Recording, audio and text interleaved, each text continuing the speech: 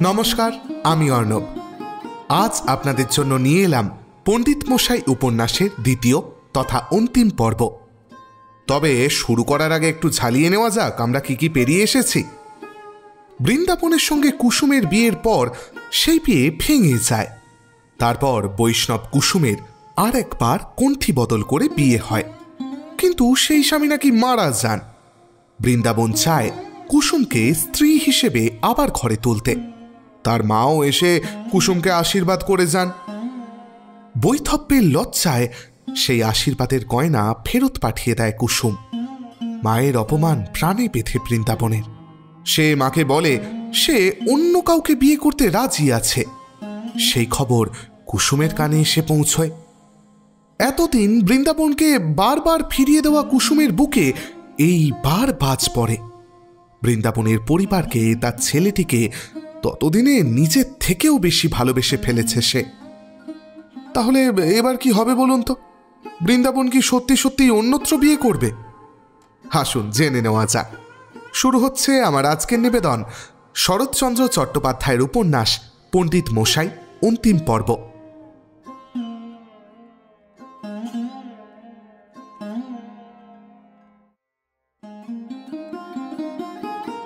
বৃন্দাবন লোকটি সেই প্রকৃতির মানুষ যাহারা কোনো অবস্থাতেই বিচলিত হইয়া মাথা গরম করাকে অত্যন্ত লজ্জাকর ব্যাপার বলিয়া ঘৃণা করে। ইহারা হাজার রাগ হইলেও সামলাইতে পারে এবং কোনো কারণেই প্রতিপক্ষের রাগারাগি, হাঁকাহাঁকি বা উচ্চতর্কে যোগ দিয়া লোক জড়ো করিতে চাহে না। তথাপি সেদিন কুসুমের বারংবার নিষ্ঠুর ব্যবহারে, অন্যায় অভিযোগে উত্তেজিত ও ক্রুদ্ধ হইয়া কতকগুলা নিরর্থক রূঢ় কথা বলিয়া আসিয়া তাহার মনস্তাপের অবধি ছিল না। তাই পরদিন প্রভাতেই চরণকে আনিবার ছলে একজন দাসী, ভৃত্য ও গাড়ি পাঠাইয়া দিয়া যথার্থই আশা করিয়াছিল বুদ্ধিমতী কুসুম এ ইঙ্গিত বুঝিতে পারিবে এবং হয়তো আসিবেও।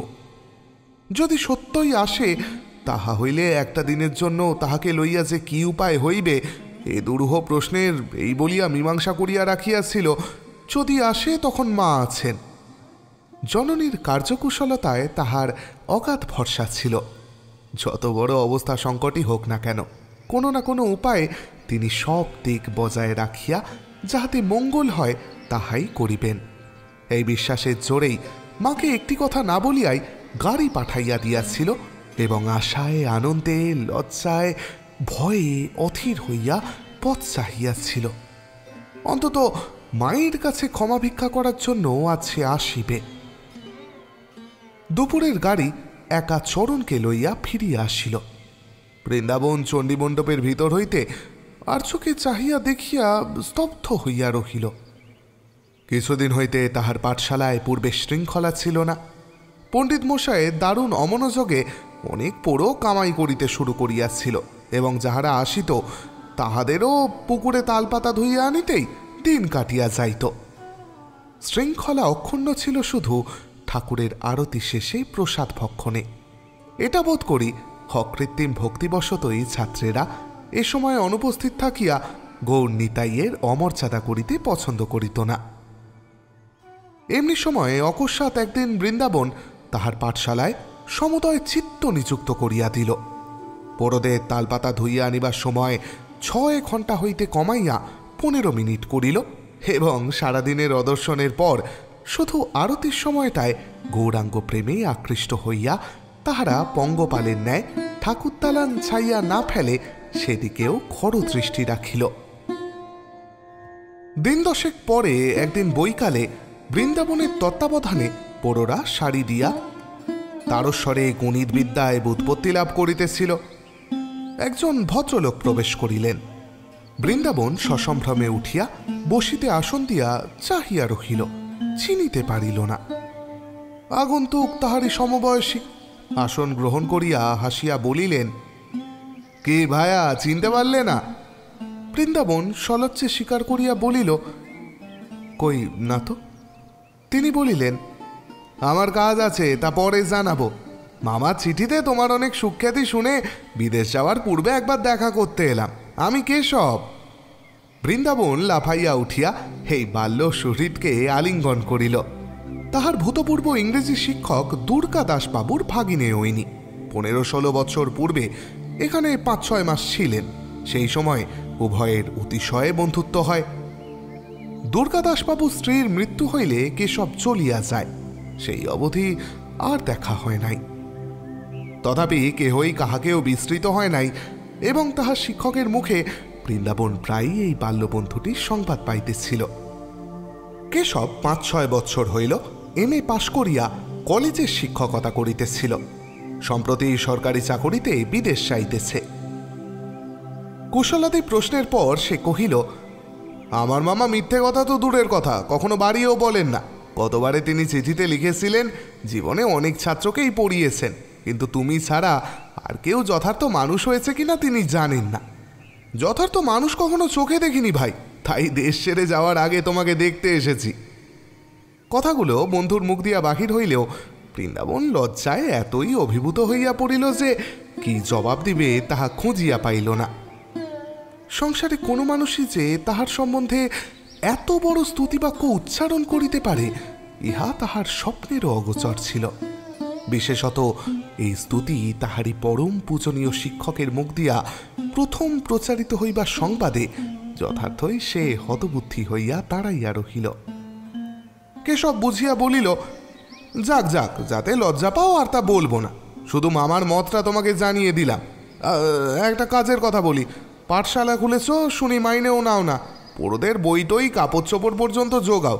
এতে আমিও রাজি ছিলাম, কিন্তু ছাত্র জোটাতে পারলাম না। বলি এতগুলো ছেলে জোগাড় করলে কি করে বলো তো ভায়া? বৃন্দাবন তাহার কথা বুঝিতে পারিল না, বিস্মিত মুখে চাহিয়া রহিল। কেশব হাসিয়া বলিল, খুলে বলছি, নইলে বুঝবে না। আমরা আজকাল সবাই টের পেয়েছি, যদি দেশের কোনো কাজ থাকে তো ইতসাধারণের ছেলেদের শিক্ষা দেওয়া। শিক্ষা না দিয়ে আর যাই করি না কেন, নিছক পণ্ডশ্রম। অন্তত আমার তো এই মত যে লেখাপড়া শিখিয়ে দাও, তখন আপনার ভাবনা তারা আপনই ভাবিবে। ইঞ্জিনে স্টিম হলে তবে তো গাড়ি চলে, নইলে এত বড় জড় পদার্থটাকে জনকতক ভদ্রলোকে মিলে গায়ের জোরে ঠেলাঠেলি করেও এক চুলো নড়াতে পারবে না। যাক, এসব তো তুমি জানোই, নইলে গাঁটের পয়সা খরচ করে পাঠশালা তো আর খুলতে না। আমি এই জন্যই বিয়ে পর্যন্ত করিনি। হে, তোমাদের মতো আমাদের গাঁয়েও লেখাপড়া শিখবার বালাই নেই, তাই প্রথমে একটা পাঠশালা খুলে শেষে একটা স্কুল দাঁড় করাবো মনে করি। তা আমার পাঠশালা চলল না, ছেলেই জুটল না। আমাদের গাঁয়ের ছোট লোকগুলো এমনি শয়তান যে কোনো মতেই ছেলেদের পড়তে দিতে চায় না। নিজের মান সম্ভ্রম নষ্ট করে দিন কতক ছোট লোকদের বাড়ি পর্যন্ত ঘুরেছিল, না তবুও এলো না। বৃন্দাবনের মুখ রাঙা হইয়া উঠিল, কিন্তু শান্তভাবে বলিল, ছোট লোকদের ভাগ্য ভালো যে ভদ্রলোকের পাঠশালে ছেলে পাঠায়নি, কিন্তু তোমারও তো ভাই আমাদের মতো ছোট লোকদের বাড়ি বাড়ি ঘুরে মান ইজ্জত নষ্ট করা উচিত হয়নি দেখছি। তাহার কথার খোঁচাটা কেশবকে সম্পূর্ণ বিধিল। সে ভারী অপ্রতিভ হইয়া বলিয়া উঠিল, না হে না, তোমাকে তোমাদের ছি ছি ছি ছি, আমি ওরকমভাবে বলিনি, সে কথা নয়। তবে কি জানো? বৃন্দাবন হাসিয়া উঠিল, বলিল, আমাকে বলনি তা বিলক্ষণ জানি, কিন্তু আমার আত্মীয় স্বজনকে তো বলেছ। আমরা সব তাঁতি, কামার, গয়লা, চাষা, তাঁত বুনি, লাঙল ঠেলি, গরু চড়াই, জামাচোরা পড়তে পাইনি, সরকারি অফিসের দোরগোড়ায় যেতে পারিনি। কাজেই তোমরা আমাদের ছোট লোক বলেই ডাকো। ভালো কাজেও আমাদের বাড়িতে ঢুকলে তোমাদের মতো উচ্চশিক্ষিত সদাশয় লোকের সম্ভ্রম নষ্ট হয়ে যায়। কেশব মাথা হেঁট করিয়া বলিল, বৃন্দাবন, সত্যি বলছি ভাই, তোমাকে আমি চাষাভূষর দল থেকে সম্পূর্ণ পৃথক মনে করেই অমন কথা বলেছি। যদি জানতুম তুমি নিজেদেরকে ওদের সঙ্গে জড়িয়ে রাগ করবে, কখনো একথা মুখ দিয়ে বার করতুম না ভাই। বৃন্দাবন কহিল, তাও জানি, কিন্তু তুমি আলাদা করে নিলেই তো আলাদা হতে পারি নে ভাই। আমার সাতপুরুষ সেদেশের ছোট লোকদের সঙ্গে মিলে রয়েছে। আমিও চাষা, আমিও নিজের হাতে চাষাবাদ করি। কেশব, এই জন্যই তোমার পাঠশালায় ছেলে জোটেনি, আর আমার পাঠশালায় জুটেছে। আমি দলের মধ্যে থেকেই বড়, দল ছাড়া বড় নই, তাই তারা অসংকোচে আমার কাছে এসেছে, তোমার কাছে যেতে ভরসা করেনি। আমরা অশিক্ষিত, দরিদ্র, আমরা মুখে আমাদের অভিমান প্রকাশ করতে পারি নে। তোমরা ছোট লোক বলে ডাকো, আমরা নিঃশব্দে স্বীকার করি। কিন্তু কি জানো তো, আমাদের অন্তর্যামী স্বীকার করেন না, তিনি তোমাদের ভালো কথাতেও আর সাড়া দিতে চান না। কেশব লজ্জায় ও ক্ষোভে অবনত মুখে শুনিতে লাগিল। বৃন্দাবন কহিল, জানি এতে আমাদেরই সমূহ ক্ষতি হয়, তবুও আমরা তোমাদের আত্মীয় শুভাকাঙ্ক্ষী বলে ভেবে নিতে ভয় পাই। দেখতে পাও না ভাই, আমাদের মধ্যে হাতুড়ে বদ্যি হাতুড়ে পণ্ডিতই প্রসার প্রতিপত্তি লাভ করে, যেমন আমি করেছি। কিন্তু তোমাদের মতো বড় ডাক্তার প্রফেসররাও আমল পান না। আমাদের বুকের মধ্যে দেবতা বাস করেন। তোমাদের এই অশ্রদ্ধার করুণা, এই উঁচুতে বসে নিচে ভিক্ষা দেওয়া তার গায়ে বেঁধে তিনি মুখ ফেরান। এবার কেশব প্রতিবাদ করিয়া কহিল, কিন্তু মুখ ফেরানো তো অন্যায়। আমরা বাস্তবিক তোমাদের ঘৃণা করি না, সত্যিই মঙ্গল কামনা করি। তোমাদের উচিত আমাদের সম্পূর্ণ বিশ্বাস করা। কিসে ভালো হয় না হয় শিক্ষার গুণে আমরা বেশিই বুঝি। তোমরা যখন চোখে দেখতে পাচ্ছ আমরাই সব বিষয়ে উন্নত, তখন তো তোমাদের কর্তব্য আমাদের কথা শোনা। বৃন্দাবন কহিল, দেখো কেশব, দেবতা কেন মুখ ফেরান তা দেবতাই জানেন, সে কথা থাক। কিন্তু তোমরা আত্মীয়ের মতো আমাদের শুভকামনা করো না, মনিবের মতো করো। তাই তোমাদের 15 আনা লোকই মনে করে যাতে ভদ্রলোকের ছেলের ভালো হয়, তাতে চাষাভূষর ছেলে অধঃপথে যায়। তোমাদের সংস্রবে লেখাপড়া শিখলে চাষার ছেলেরা বাবু হয়ে যায়, তখন অশিক্ষিত বাপদাদাকে আর মানে না, শ্রদ্ধা করে না। বিদ্যাশিক্ষার এই শেষ পরিণতির আশঙ্কা আমরা তোমাদের আচরণেই শিখি। কেশব, আগে আমাদের অর্থাৎ এই দেশের ছোট লোকদের আত্মীয় হতে শেখো, তারপরে তাদের মঙ্গল কামনা করো। তাদের ছেলেপিলেদের লেখাপড়া শেখাতে যেও, আগে নিজেদের আচার ব্যবহার দেখাও। তোমরা লেখাপড়া শেখা ভদ্রলোকেরা একেবারে স্বতন্ত্র দল নও। লেখাপড়া শিখেও তোমরা দেশের অশিক্ষিত চাষাভূষকে নেহাত ছোট লোক মনে করো না, বরং শ্রদ্ধা করো।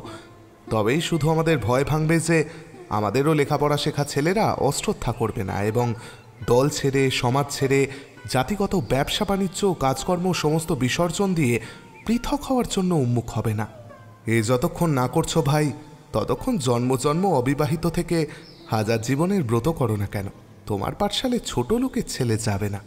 ছোট লোকেরা শিক্ষিত ভদ্রলোককে ভয় করবে, মান্য করবে, ভক্তিও করবে, কিন্তু বিশ্বাস করবে না, কথা শুনবে না। এই সংশয় তাদের মন থেকে কিছুতেই ঘুচবে না যে তোমাদের ভালো এবং তাদের ভালো এক নয়। কেশব ক্ষণকাল মৌন থাকিয়া বলিল, বৃন্দাবন, বোধ করি তোমাদের কথাই সত্যি, কিন্তু জিজ্ঞেস করি, যদি উভয়ের মধ্যে বিশ্বাসের বন্ধনই না থাকে, তাহলে আমাদের শত আত্মীয়তার প্রয়াসে তো কাজে লাগবে না।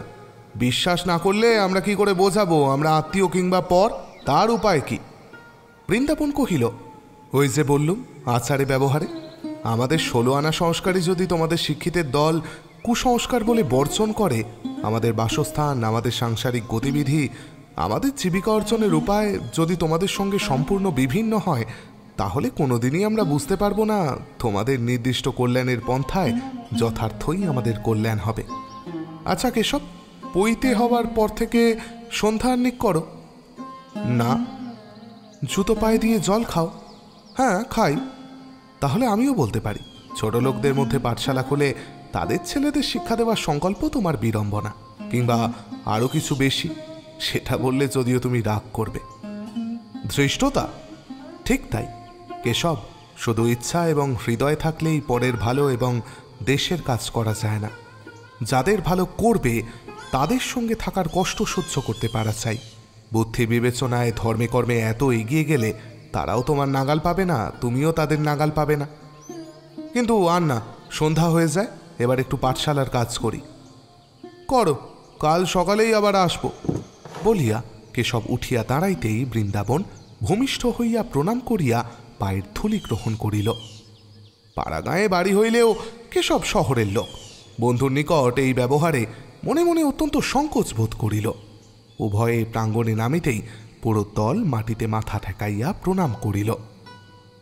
বাল্যবন্ধুকে দ্বার পর্যন্ত পৌঁছাইয়া দিয়া বৃন্দাবন আস্তে আস্তে বলিল, তুমি বন্ধু হলেও ব্রাহ্মণ, তাই তোমাকে নিজের তরফ থেকেও প্রণাম করেছি, ছাত্রদের তরফ থেকেও করেছি, বুঝলে তো?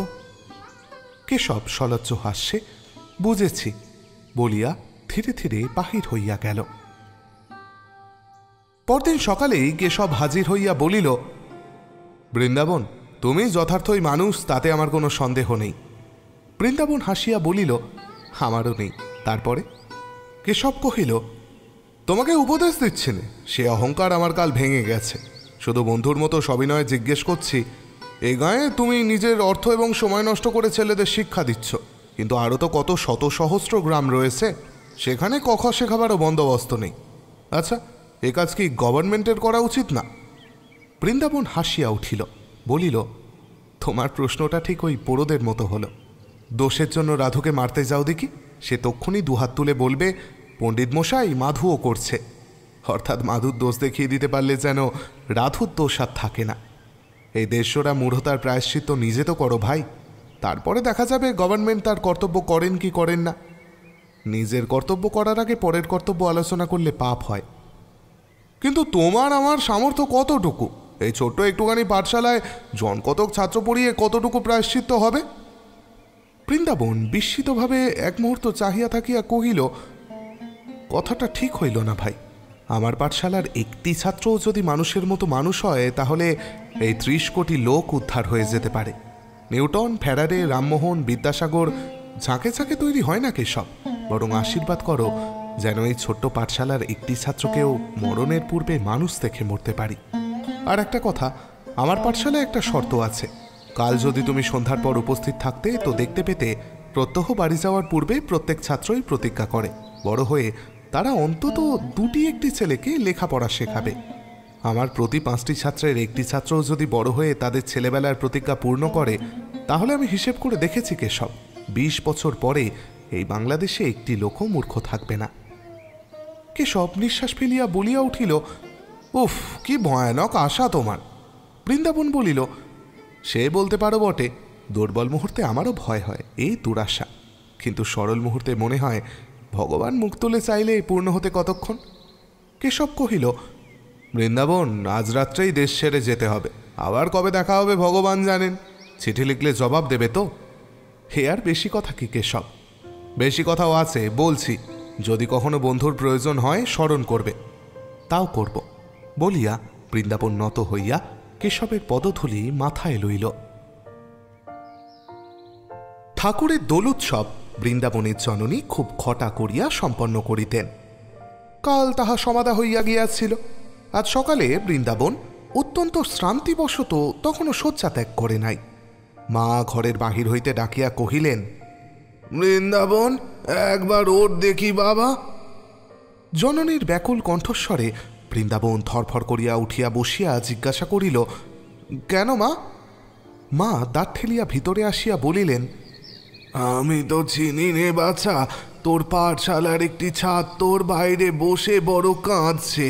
তার বাপ নাকি ভেদ বমি হয়ে আর উঠতে পারছে না। বৃন্দাবন ঊর্ধ্বশ্বাসে বাহিরে আসিয়া দাঁড়াইতেই শিপুকওয়ালার ছেলে কাঁদিয়া উঠিল। পণ্ডিত মশাই বাবার চেয়েও দেখছে না, কথাও বলছে না।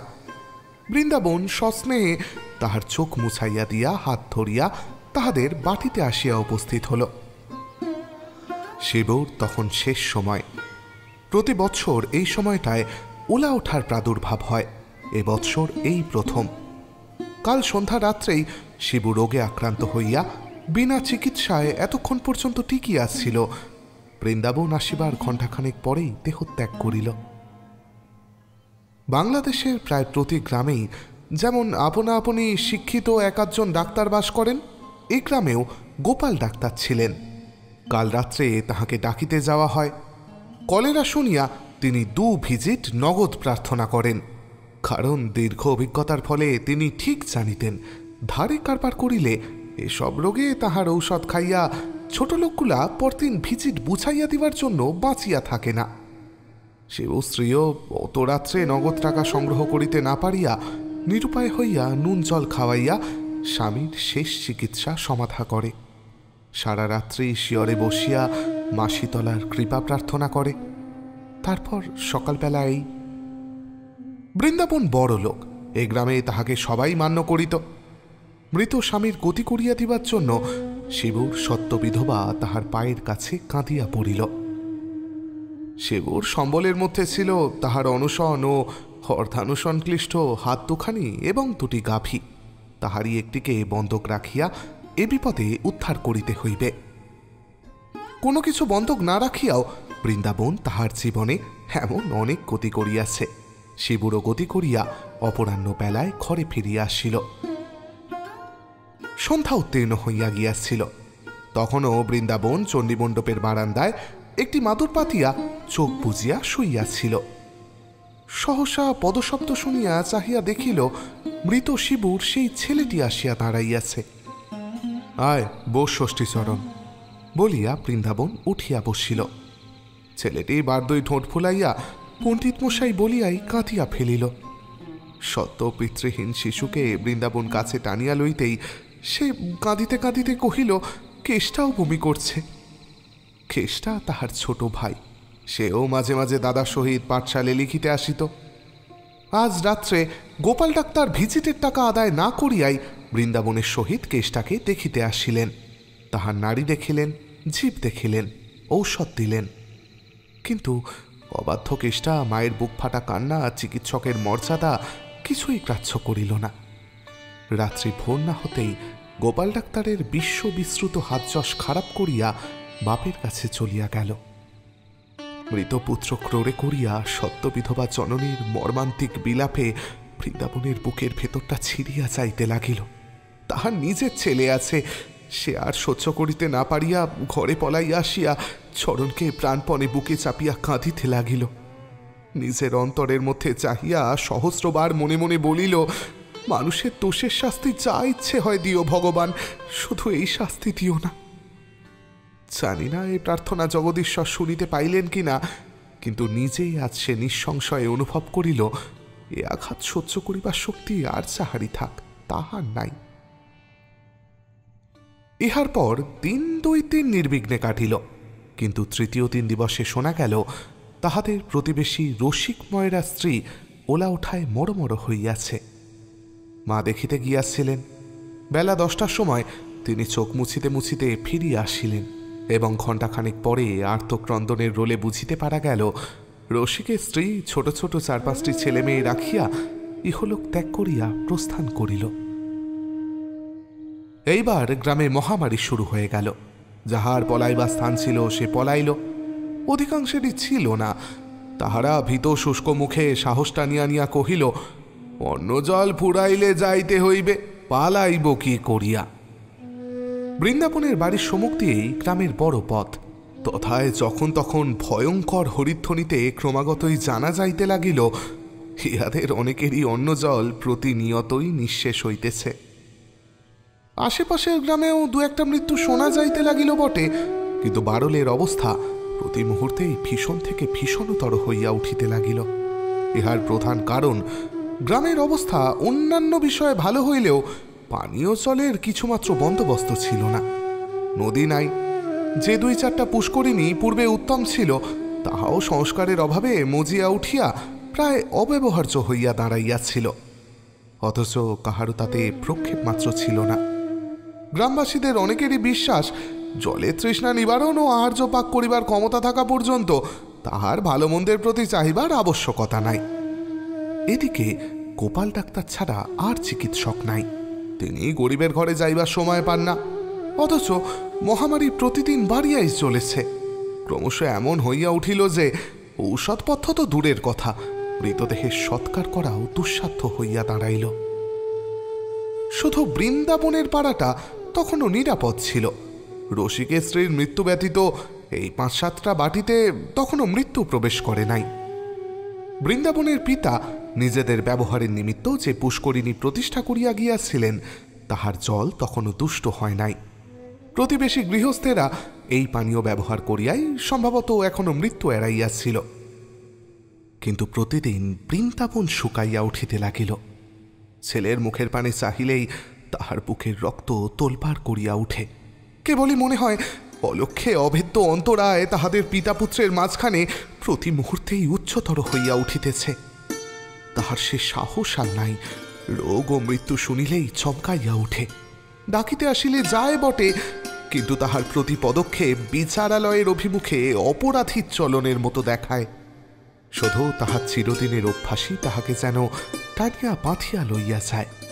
মৃতদেহ সৎকার করিয়া ঘরে ফিরিয়া চরণকে কাছে টাকিতে, তাহাকে স্পর্শ করিতে তাহার সর্বাঙ্গ কাঁপিয়া ওঠে। কেবলই মনে হয় অজ্ঞাতসারে কোনো সংক্রামক বীজ বুঝি একমাত্র বংশধরের দেহে সে পরিব্যাপ্ত করিয়া দিতেছে। কি করিয়া যে তাহাকে বাহিরের সর্বপ্রকার সংস্রব হইতে, রোগ হইতে, মরণ হইতে আড়াল করিয়া রাখিবে, ইহাই তাহার একমাত্র চিন্তা। পাঠশালা আপনা আপনি বন্ধ হইয়া গিয়াছে। চরণের মুখের দিকে চাহিয়া ইহাও তাহাকে ক্লিষ্ট করে নাই। কিছুদিন হইতে তাহার খাওয়া, পড়া, শোয়া সমস্তই নিজের হাতে লইয়াছিল। এ বিষয়ে মাকেও যেন সে সর্বান্তকরণে বিশ্বাস করিতে পারিতেছিল না। এমন সময় একদিন মায়ের মুখে সংবাদ পাইল, তাহাদের প্রতিবেশী তারিণী মুখুজ্জের ছোট ছেলে রোগে আক্রান্ত হইয়াছে। খবর শুনিয়া তাহার মুখ কালিবর্ণ হইয়া গেল। মা তাহা লক্ষ্য করিয়া বলিলেন, না বাবা, এবার চরণকে নিয়ে তুই বাইরে যা। বৃন্দাবন ছলছল চক্ষে বলিল, মা তুমিও চলো। মা আশ্চর্য হইয়া বলিলেন, আমার ঠাকুর ঘর ফেলে রেখে? পুরুত ঠাকুরের ওপর ভার দিয়ে চলো। মা অধিকতর বিস্মিত হইয়া বলিলেন, আমার ঠাকুরের ভার ওপরে নেবে আর আমি পালিয়ে যাব? বৃন্দাবন লজ্জিত হইয়া বলিল, তা নয় মা, তোমার ভার তোমারই রইল, শুধু দুদিন পর ফিরে এসে তুলে নিও। মা দৃঢ়ভাবে মাথা নাড়িয়া বলিলেন, তা হয় না বৃন্দাবন, আমার শাশুড়ি ঠাকুরন এ ভার আমাকে দিয়ে গেছেন। আমিও যদি কখনো তেমন করে দিতে পারি তবেই দেব, না হলে আমারই মাথায় থাক, কিন্তু তোরা যা। বৃন্দাবন উদ্বিগ্ন মুখে কহিল, এ সময় তোমাকে আমি একা রেখে কি করে যাব মা? ধরো যদি। মা একটু হাসিলেন, বলিলেন, সে তো সুসময় বাবা, তখন জানবো আমার কাজ শেষ হয়েছে, ঠাকুর তার ভার অপরকে দিতে চান। তাই হোক বৃন্দাবন, আমার আশীর্বাদ নিয়ে তোরা নির্ভয়ে যা, আমি ঠাকুর ঘর নিয়ে স্বচ্ছন্দে থাকতে পারব। জননীর অবিচলিত কণ্ঠস্বরে অন্যত্র পলাইবার আশা বৃন্দাবনে তিরোহিত হইয়া গেল। কয়েক মুহূর্ত ভাবিয়া লইয়া সেও দৃঢ়স্বরে কহিল, তাহলে আমারও যাওয়া হবে না মা, তোমার ঠাকুর আছেন, আমারও মা আছেন। নিজের জন্য কিন্তু আমি এতটুকু ভয় পাইনি মা, শুধু চরণের মুখের দিকে চাইলেই আমি থাকতে পারিনি, কিন্তু যাওয়া যখন কোনো মতেই হতে পারে না, তখন আজ থেকে তাকে ঠাকুরের পায়ে সঁপে দিয়েই নিশ্চিন্ত হয়ে নির্ভয়ে থাকব। এখন থেকে আর তুমি আমার মুখ শুকনো দেখতে পাবে না মা। তারিণী মুখুজ্জের ছোট ছেলে মরিয়াছে। পরদিন সকালবেলায় বৃন্দাবন কি কাজে ওই দিক দিয়ে আসিতেছিল, দেখিতে পাইল তাহাদের পুকুর ঘাটের ওপরেই একজন স্ত্রীলোক কতকগুলি কাপড় চোপড় কাচিতেছে। কতক কাঁচা হইয়াছে, কতক তখনও বাকি। বস্ত্রখণ্ডগুলির চেহারা দেখিয়াই বৃন্দাবন শিহরিয়া উঠিল। নিকটে আসিয়া ক্রুদ্ধস্বরে কহিল, মরার কাপড় চোপড় কি বলে আপনি পুকুরে পরিষ্কার করছেন? স্ত্রীলোকটি ঘোমটার ভিতর হইতে কি বলিল তাহা বোঝা গেল না। বৃন্দাবন বলিল, যতটা অন্যায় করেছেন তার তো আর উপায় নেই, কিন্তু আর ধোবেন না, উঠে আসুন, উঠে আসুন বলছি। সে পরিষ্কৃত অপরিষ্কৃত বস্ত্রগুলি তুলিয়া লইয়া গেল। বৃন্দাবন জলের দিকে চাহিয়া কিছুক্ষণ স্তব্ধভাবে দাঁড়াইয়া থাকিয়া উঠিয়া আসিতেছিল। দেখিল তারিণী দ্রুতপদে এই দিকে আসিতেছে। একে পুত্র শোকে কাতর, তাহাতে এই অপমান। আসিয়াই পাগলের মতো চোখমুখ করিয়া বলিল, তুমি নাকি আমার বাড়ির লোককে পুকুরে নামতে দাওনি? বৃন্দাবন কহিল, তা নয়, আমি ময়লা কাপড় ধুতে মানা করেছি। তারিণী চেঁচাইয়া বলিয়া উঠিল, কোথায় ধোবে? থাকবো বারলে, ধুতে যাব বদ্যি বাটিতে? উচ্ছন্নে যাবি বৃন্দাবন, উচ্ছন্নে যাবি। ছোট লোক হয়ে পয়সার জোরে ব্রাহ্মণকে কষ্ট দিলে নির্বংশ হবি। বৃন্দাবনের বুকের ভেতরটা থরাস করিয়া উঠিল, কিন্তু চেঁচামেচি করা, কলহ করা তাহার স্বভাব নয়। তাই আত্মসংবরণ করিয়া শান্তভাবে কহিল, আমি একা উচ্ছন্নে চাই তাতে ক্ষতি নেই, কিন্তু আপনি সমস্ত পাড়াটা যে উচ্ছন্নে দেওয়ার আয়োজন করছেন, গ্রাম উজাড় হয়ে যাচ্ছে, শুধু পাড়াটা ভালো আছে, তাও আপনি থাকতে দেবেন না? ব্রাহ্মণ উদ্ধত্ত কণ্ঠে প্রশ্ন করিল, চিরকাল মানুষ পুকুরে কাপড় চোপড় কাচে না তো কি তোমার মাথার ওপর কাচে বাপু? বৃন্দাবন দৃঢ়ভাবে জবাব দিল, এ পুকুর আমার, আপনি নিষেধ যদি না শোনেন, আপনার বাড়ির কোনো লোককে আমি পুকুরে নামতে দেব না। নামতে দিবি নে তো আমরা যাব কোথায় বলে দে।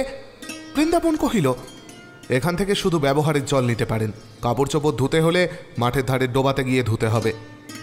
তারিণী মুখ বিকৃত করিয়া কহিল, ছোট লোক হয়ে এত বড় মুখ! তুই বলিস মেয়েরা মাঠে যাবে কাপড় ধুতে? একলা আমার বাড়িতেই বিপদ ঢোকেনি রে, তোর বাড়িতেও ঢুকবে। বৃন্দাবন তেমনি শান্ত অথচ দৃঢ়ভাবে জবাব দিল, আমি মেয়েদের যেতে বলিনি। আপনার ঘরে যখন দাসী চাকর নেই তখন মানুষ অন্ত নিজে গিয়ে ধুয়ে আনবেন। আপনি এখন শোকে কাতর, আপনাকে শক্ত কথা বলা আমার অভিপ্রায় নয়, কিন্তু হাজার অভিসম্পাদ দিলেও আমি পুকুরের জল নষ্ট করতে দেব না বলিয়া আর কোনো তর্কাতর্কির অপেক্ষা না করিয়া বাড়ি চলিয়া গেল। মিনিট 10 পর ঘোষাল মহাশয় আসিয়া সদরে ডাকাডাকি করিতে লাগিলেন। এনি তারিণীর আত্মীয়। বৃন্দাবন বাহিরে আসিতেই বলিলেন, হ্যাঁ বাপু বৃন্দাবন, তোমাকে সবাই সৎ ছেলে বলেই তো জানে। এ কি ব্যবহার তোমার? ব্রাহ্মণ পুত্র শোকে মারা যাচ্ছে, তার উপর তুমি তাদের নাকি পুকুর বন্ধ করে দিয়েছ। বৃন্দাবন কহিল, ময়লা কাপড় ধোয়া বন্ধ করেছি, জল তোলা বন্ধ করিনি। ভালো করনি বাপু। আচ্ছা আমি বলে দিচ্ছি, তোমার মান্য রেখে ঘাটের ওপর না ধুয়ে একটু তপাতে ধোবে। বৃন্দাবন জবাব দিল, এই পুকুরটি মাত্র সমস্ত গ্রামের সম্বল, কিছুতেই আমি এরকম দুঃসময়ের জল নষ্ট হতে দেব না। পিক্ষ ঘোষাল মহাশয় রুষ্ট হইয়া বলিলেন, এ তোমার অন্যায় জিদ কিন্তু বৃন্দাবন। শাস্ত্রমতে প্রতিষ্ঠা করা পুষ্করিণীর জল কিছুতেই অপবিত্র বা কলুষিত হয় না। দুপাতা ইংরেজি পড়ে শাস্ত্র বিশ্বাস না করলে চলবে কেন বাপু? বৃন্দাবন এক কথা 100 বার বলিতে বলিতে পরিশ্রান্ত হইয়া উঠিয়াছিল। বিরক্ত হইয়া বলিল, শাস্ত্র আমিও বিশ্বাস করি, কিন্তু আপনাদের মন গড়া শাস্ত্র আমি মানি নে। যা বলেছি তাই হবে। আমি ওর জলে ময়লা ধুতে দেব না। আর কেউ মোলেও সব পুড়িয়ে ফেলত, কিন্তু আপনারা যখন সে মায়া ত্যাগ করতে পারবেন না তখন মাঠের ডোবা থেকে পরিষ্কার করে আনুন। আমার পুকুরেও সব চলবে না বলিয়া ভিতরে চলিয়া গেল। শাস্ত্রজ্ঞানী ঘোষাল মহাশয় বৃন্দাবনের সর্বনাশ কামনা করিতে করিতে চলিয়া গেলেন। কিন্তু বৃন্দাবন ঠিক জানিত এইখানেই ইহা শেষ নয়। তাই সে একটি লোককে পুষ্করিণীর জল পাহারা দিবার জন্য পাঠাইয়া দিল। লোকটা সমস্ত দিনের পর রাত্রি 9টার সময় আসিয়া সংবাদ দিল, পুকুরের জলে কাপড় কাচা হইতেছে এবং তারিণী মুখুজ্জে কিছুতেই নিষেধ শুনিতেছেন না। বৃন্দাবন ছুটিয়া গিয়া দেখিল, তারিণীর বিধবা কন্যা বালিশের অর, বিছানার চাদর, ছোট বড় অনেকগুলি বস্ত্রখণ্ড জলে কাছিয়া জলের ওপরেই সেগুলি নিংড়াইয়া লইতেছে। তারিণী নিজে দাঁড়াইয়া আছে।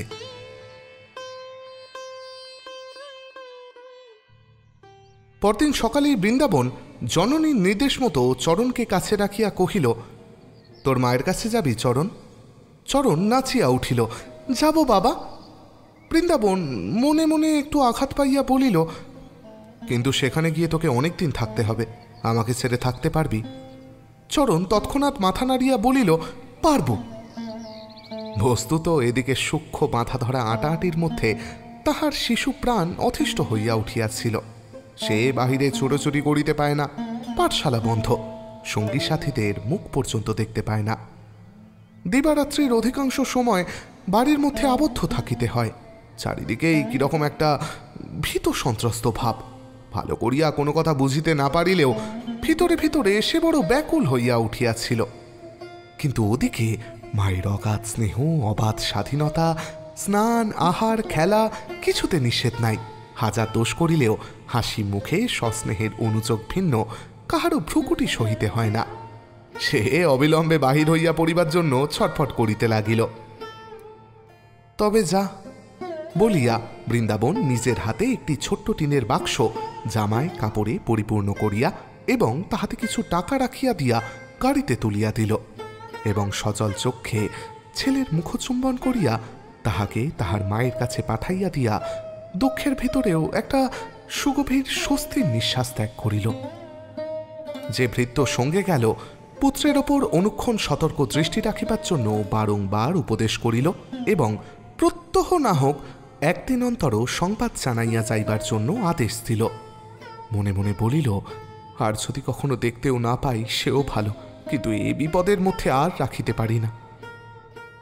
গাড়ি যতক্ষণ দেখা গেল এক দৃষ্টে চাহিয়া থাকিয়া শেষে ভিতরে ফিরিয়া আসিয়া কিছুক্ষণ এদিক ওদিক করিয়া হঠাৎ সেদিনের কথা স্মরণ করিয়াই তাহার ভয় হইল, পাছে কুসুম রাগ করে।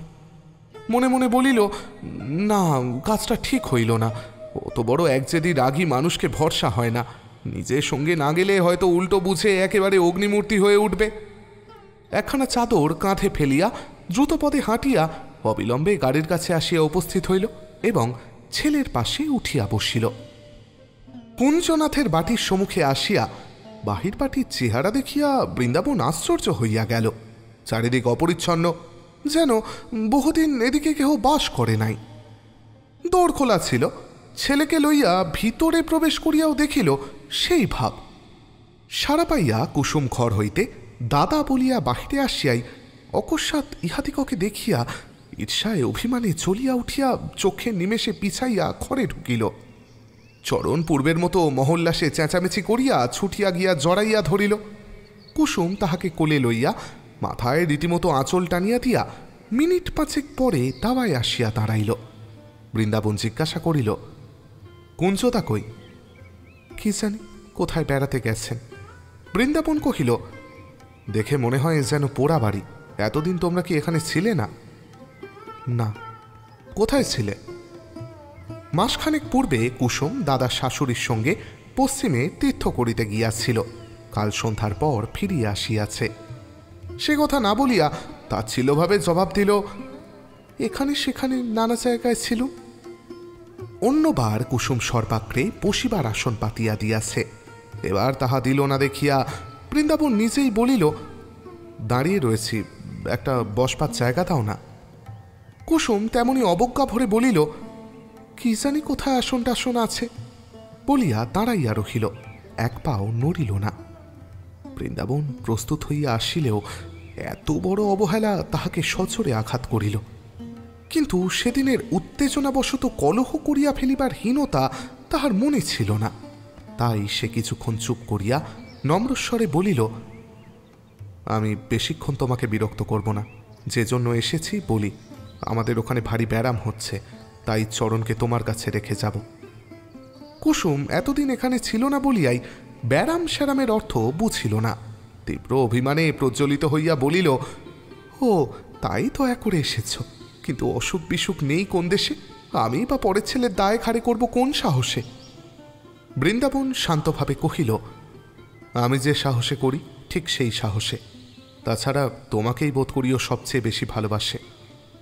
কুসুম কি একটা বলিতে যাইতেছিল, চরণ হাতিয়া তাহার মুখ নিজের মুখের কাছে আনিয়া বলিল, মা, বাবা বলেছে আমি তোমার কাছে থাকবো, নাইতে যাব না মা।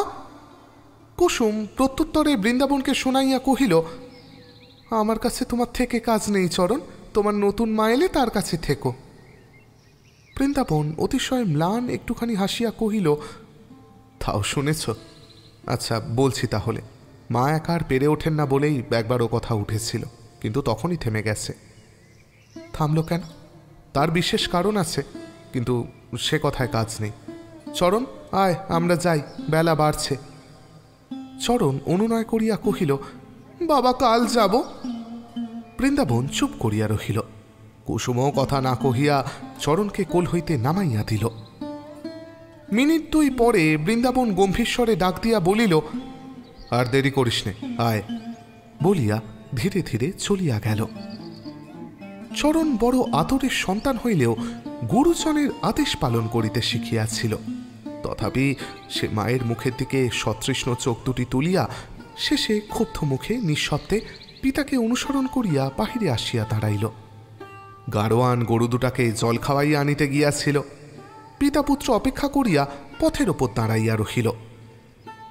এইবার কুসুম সরিয়া আসিয়া সদর দরজার ফাঁক দিয়া স্বামীর মুখের দিকে চাহিয়া চমকিয়া উঠিল। তাহার সে লাবণ্য নাই, চোখে মুখের ভাব অতিশয় কৃশ ও পাণ্ডুর। হঠাৎ সে আত্মসংবরণ করিতে না পারিয়া আড়ালে থাকিয়াই ডাকিল, একবার শোনো।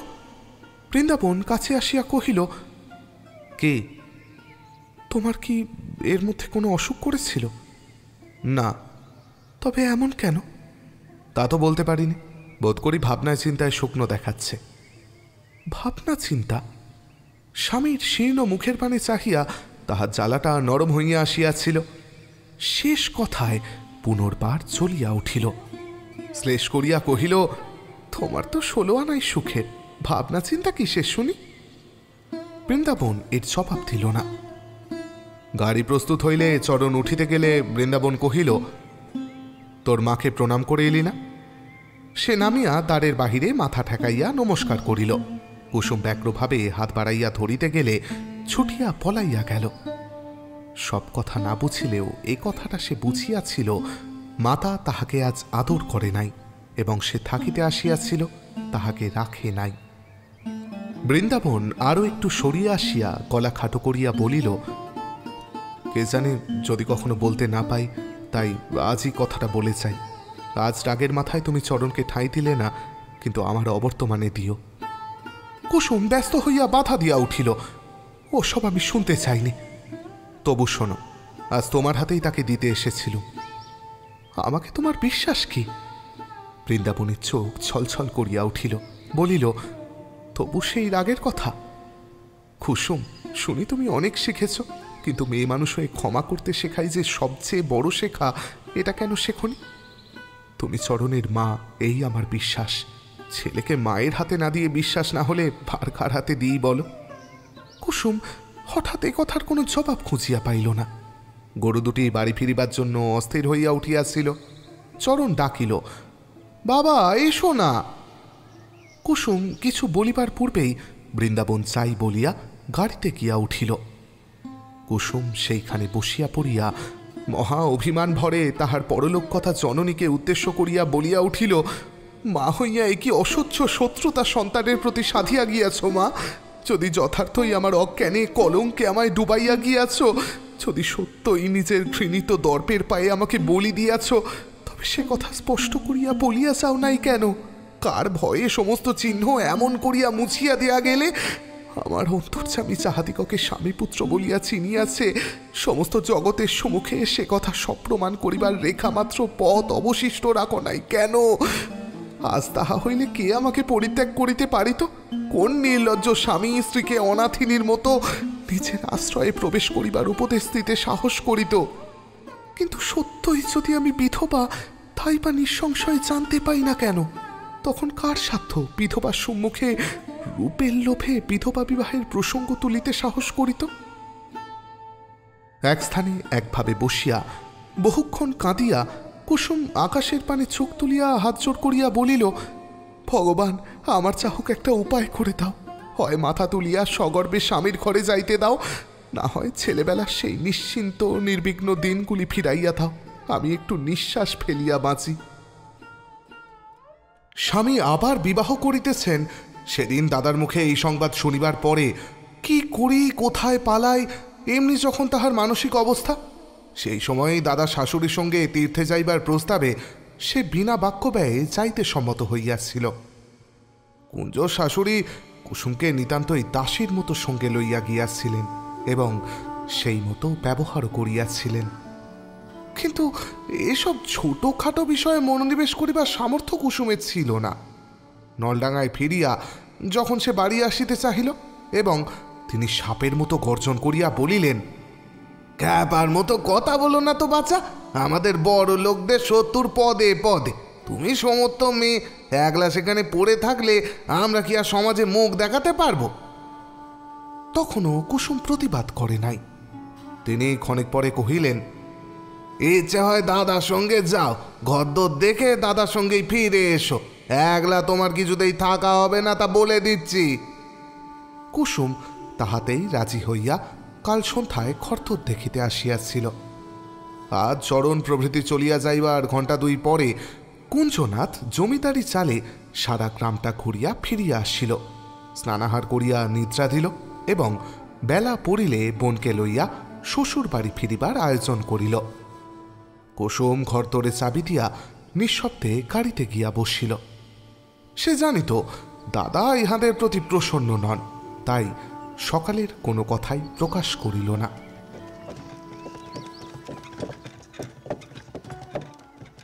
কুঞ্জর স্ত্রীর নাম ব্রজেশ্বরী। সে যেমন মুখরা তেমনি কলহপটু। বয়স এখনো 15 পূর্ণ হয় নাই, কিন্তু তাহার কথার বাঁধুনি ও বিষের জ্বলনে তাহার মাকেও হার মানিয়া চোখে জল ফেলিতে হইত। এই ব্রজেশ্বরী কুসুমকে কি জানি কেন চোখের দেখিবা মাত্রই ভালোবাসিয়া ফেলিয়াছিল। বলাই বাহুল্য, মা তাহাতে খুশি হন নাই এবং মেয়ের চোখের আড়ালে টিপিয়া টিপিয়া তাহাকে যাতা বলিতে লাগিলেন। বাড়ির সম্মুখেই পুষ্করিণী। 3-4 দিন পরে একদিন সকালে সে কতগুলি বাসন লইয়া ধুইয়া আনিতে যাইতেছিল। ব্রজেশ্বরী ঘর হইতে বাহির হইয়া এই সুতীক্ষ্ণ কণ্ঠে প্রশ্ন করিল, হ্যাঁ ঠাকুরজি, মা তোমাকে কত টাকা মাইনে দেবে বলে এনেছে গো? মা অদূরে ভাঁড়ারের সম্মুখে বসিয়া কাজ করিতেছিলেন। মেয়ের তীব্র শ্লেষাত্মক প্রশ্ন শুনিয়া বিস্ময়ে ক্রোধে গর্জিয়া উঠিলেন। তোর কি রকম কথা ছিরিলা? মানুষ আপনার জনকে কি মাইনা দিয়ে ঘরে আনে? মেয়ে উত্তর দিল, আপনার জন তো আমার, তোমারে কে যে দুঃখী মানুষকে দিয়ে দাসী বৃত্তি করিয়ে নেবে, মাইনে দেবে না? প্রত্যুত্তরে মা দ্রুতপদে কাছে আসিয়া কুসুমের হাত হইতে বাসনগুলো এক টানে ছিনাইয়া লইয়া নিজেই পুকুরে চলিয়া গেলেন। কুসুম হতবুদ্ধির ন্যায় দাঁড়াইয়া রহিল। ব্রজেশ্বরী তাহার মুখের দিকে চাহিয়া মুখ টিপিয়া হাসিয়া তা যাক বলিয়াই ঘরে চলিয়া গেল। ইহার পর 2-3 দিন তিনি কুসুমকে লক্ষ্য করিয়া বেশ রাগ ছাড়িলেন, কিন্তু অকস্মাৎ একদিন তাহার ব্যবহারের পরিবর্তন দেখিয়া ব্রজেশ্বরী বেশ আশ্চর্য হইল। কাল রাত্রে শরীর ভালো নয় বলিয়া কুসুম খায় নাই। আজ সকালেই গৃহিণী স্নানাহ্নিক করিয়া খাইয়া লইবার জন্য তাহাকে পীড়াপিড়ি করিতে লাগিলেন। ব্রজেশ্বরী কাছে আসিয়া চুপি চুপি কহিল, মা ভোল ফেরালেন কেন তাই ভাবছি ঠাকুরজি। কুসুম চুপ করিয়া রহিল, কিন্তু মেয়ে মাকে বেশ চিনিত, তাই দুদিনেই এই অকস্মাৎ পরিবর্তনের কারণ সন্দেহ করিয়া মনে মনে আগুন হইয়া উঠিল। গোবর্ধন বলয়ে গৃহিণীর এক বোন পড়ছিল। সে অপরিমিত তাড়ি ও গাঁজাগুলি খাইয়া চেহারাটি এমন করিয়া রাখিয়াছিল যে বয়স 35 কি 65 তাহা ধরিবার কোনো জো ছিল না। কেহ মেয়ে দেয় নাই বলিয়া এখনো সে অবিবাহিত। বাড়ি ও পাড়ায় পূর্বে কদাচিৎ দেখা মিলিত, কিন্তু সম্প্রতি কোনো অজ্ঞাত কারণে মাসি মায়ের প্রতি তাহার ভক্তি ভালোবাসা এতই বড় হইয়া উঠিল যে প্রত্যহ যখন তখন মাসিমা বলিয়া হাজির হইয়া তাহার ঘরে বসিয়া বহুক্ষণ ধরিয়া কথাবার্তা ও আদেশ উপদেশ গ্রহণ করিতে লাগিল। আজ অপরাহ্নে ব্রজেশ্বরী কুসুমকে লইয়া পুকুরে গা ধুইতে গিয়াছিল।